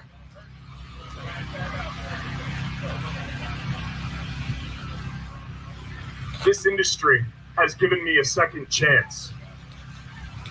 Some of you know this, many of you don't. This industry is a reason I am alive today, is the reason why I'm alive today. And not just because I was a 3-pack-a-day smoker. Not just because I started smoking cigarettes at 8 years old. I held myself responsible for that, even though I knew it was wrong. No. This industry gave me fire. This industry gave me a reason to continue when I couldn't find any other reason. And if it wasn't for the fact that I was vaping instead of smoking, I would have committed suicide many years ago.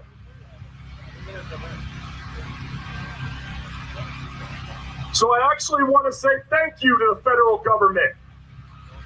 You gave my life purpose.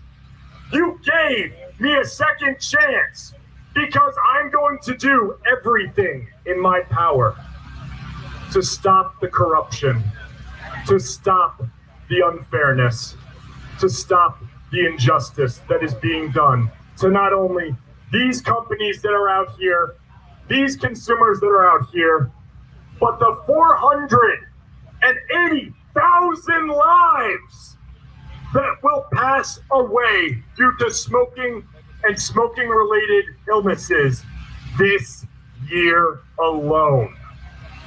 So once again, my brothers and sisters, my friends, my enemies, I don't care. Throw up those signs, make your voices heard, because we vape and we vote. We vape, we vote, we vape, we vote, we vape, we vote, we vape. Thank you. I love all of you. We vape, we vote, we vape, we vote.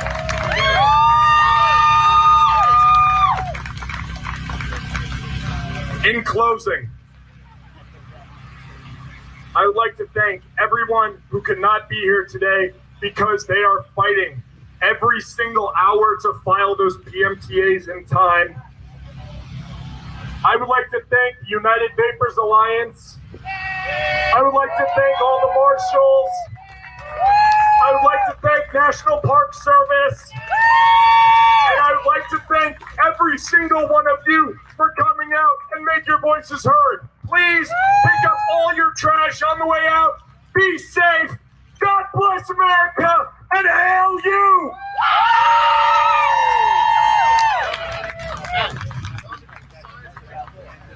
Keep the signs, pick them all up, bring them to your shop, spread our message.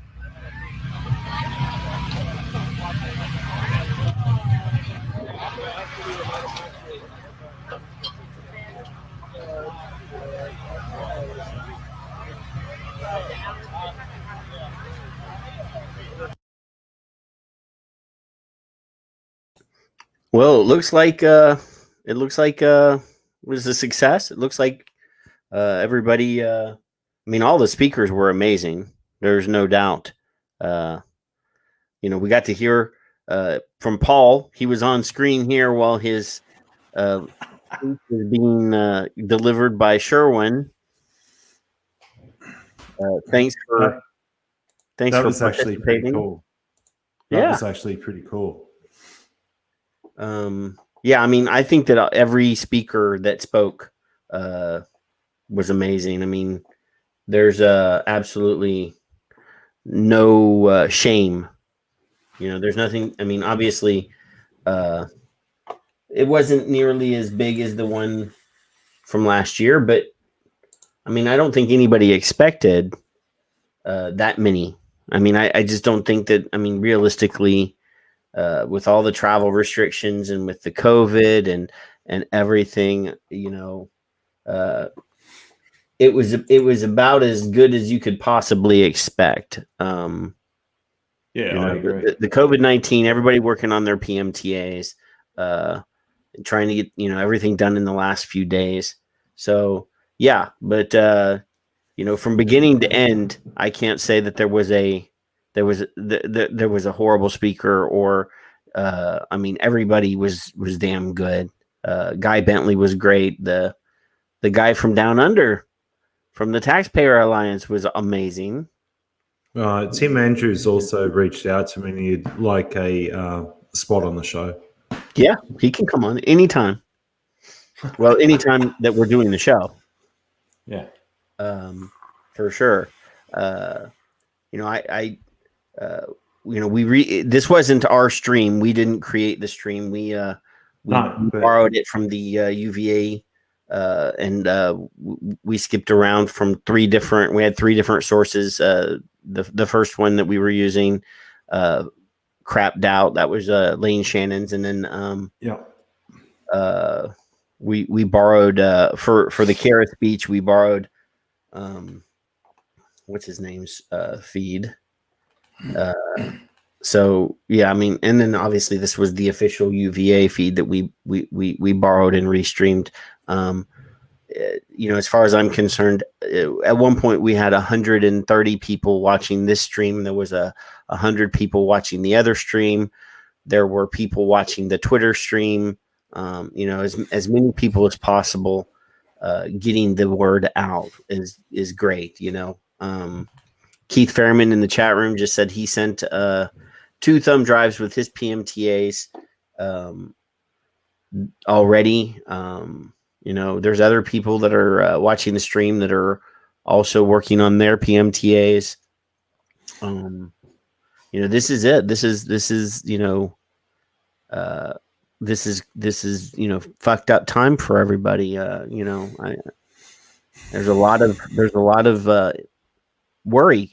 A lot of, we got to be as positive as possible. We got to be as aggressive as possible. And we got to get, the word out as much as possible that, we're not going anywhere. This industry is not going anywhere. We're going to survive this. We're going to do what we can do. And I keep saying we, I always say we. I don't manufacture e-liquid. I don't have any products on the market. I don't make mods. I'm just a guy that uses this product so that I don't smoke. So yeah, I mean, is great. Michelle Minton has been hanging with us a good amount of time. She's on the YouTube feed, the wonderful Michelle Minton. And I know that Demetrius and Phil shared the stream on their feeds as well. And Victor said he sent his flash drives as well. It's just amazing, even though we couldn't be there. And I'll tell you, I mean, the whole time that I've been here, the reason I I didn't put our faces on screen on out of some sort of arrogance. I put our faces on screen so that people could see that during this whole thing, I've been tweeting. I called the White House 4 times while we were doing this. The whole point of doing this is to show that even though you couldn't be there, you could act. I've had that stream going across the bottom of that ticker going across the bottom of the screen the whole time. Let's break the White House phone lines. Let's continue making those phone calls. Twitter has been on fire pretty steady the whole time. I think Twitter's melting at the moment because it got absolutely hammered. My alerts have been going crazy because I've been tweeting. David Forsyth just tweeted 3 minutes ago at one of my tweets saying that the White House phone lines are jammed. That's good because the last time I called, the guy answered the phone and he was like, "Hello, White House." Like he sounded overwhelmed. I hate it for him, but that's the whole point. Let's just keep it up. Kevin disappeared. I didn't remove him from the stream because I thought he might show back up. He's been chatting in the chat room. I don't know if his camera broke or if Logan, the grandchild. Oh, there he is. Oh, there he is. You heard his name. You say his name, and the devil shows up. Boom. No, I've been watching the whole time. Well, I know you've been answering in the chat room and you've been tweeting the whole time, but you turned your camera off because I thought you might have been getting naked or something. Nobody needed to see this ugly mug. So, what was your feelings there? Vaping it. Hashtag louder. I got pissed off. I fell in love. I got to see the sexiest man in vape be subtle, and among other things, I've decided that the cranky old broad should be sitting at the White House by the weekend end. That's the way I see it. So I'm glad those people that did show up showed up. I'm just as glad that everybody that was watching watched and tweeted, and Facebooked. So, yeah, I still say success. Yeah, I mean, for me, like I said a while ago, there was no expectation that there was going to be 5,000 people at this event. There's just no possible way that during a pandemic that was going to happen. I think the quality of the speakers, the crowd that did show up, were able to participate and show, their passion for this industry. Obviously having Paul here on the stream while his speech was read and the other gentleman from Australia, showing that this is not just here. I've been hammering the point that this is not just an American fight. Obviously the at least, I don't know, 50% of the world's industry for vaping is here. Is here. And whatever happens here affects everyone else. Paul said a couple weeks ago that if America falls, everybody falls. Well, it's dominoes, baby. And I'm not talking about pizza. And I heard the word louder so much, so that was proud to hear that. Yep. I didn't invent it, but I like to hear it. Well, you're close enough to inventing it. You're one of the ones. I'm a bot. I can't invent stuff. We are the robots. Me. That's right. And then, Paul, what time is it in Australia right now? It is 5:35 a.m. So start texting him. We spent the weekend with Paul because Paul was on the show last night. And who do I need to rev up? I can't wake them up. No, we're going to wake you up in a couple hours. No, you won't. We're going to wait for you to start taking your nap, and then we're going to wake you up again. Really? Oh, Troop's in the room. Don't think so. G'day, Troop. So, Demetrius's speech, he got choked up. I almost got a little choked up. Phil, Phil acts like he's not an advocate. Phil acts Yeah, I know. Bill's got it right, though. Yeah. His speech wasn't read. It was on white paper printed out nicely. Although some people didn't understand the Australian accent. Yeah. So Demetrius actually invited Jerry to have listen coffee in at the Ellipse. Yeah. So Yeah. I said, if you meet with these two wonderful human beings, Jerry, I'll reimburse for his coffee, water, lunch, supper, transportation, and any other expenses, including a new replacement shirt once he's realized he's been sweating profusely the whole time. But I haven't heard back yet. Yeah. I don't know why. But yeah, Phil constantly says that he's not an advocate. That he Phil gets every time that Phil gets like that. He puts it all out there. Like his heart is in every word. He wanted to swear so bad it wasn't funny. And then obviously Guy, I saw Kevin get a little excited when Guy was on screen. I got excited when I saw Kristen was watching. I do like Guy though. Thank you, Kristen. Yeah. I mean, we tried to do everything, and it's important for everybody to realize how important it is to not be silent right now. We can't. The rally's over. They're striking the stage, but it's time, like from now until the rest of the day, tomorrow, this weekend, we need to not be silent until and after the doomsday deadline. Okay, and even if you're sitting on the toilet having a crap, email the White House. One of these people that go to the bathroom, they take their device and they're with them when they go. Well, email the White House if you're taking a crap. I don't care what you do.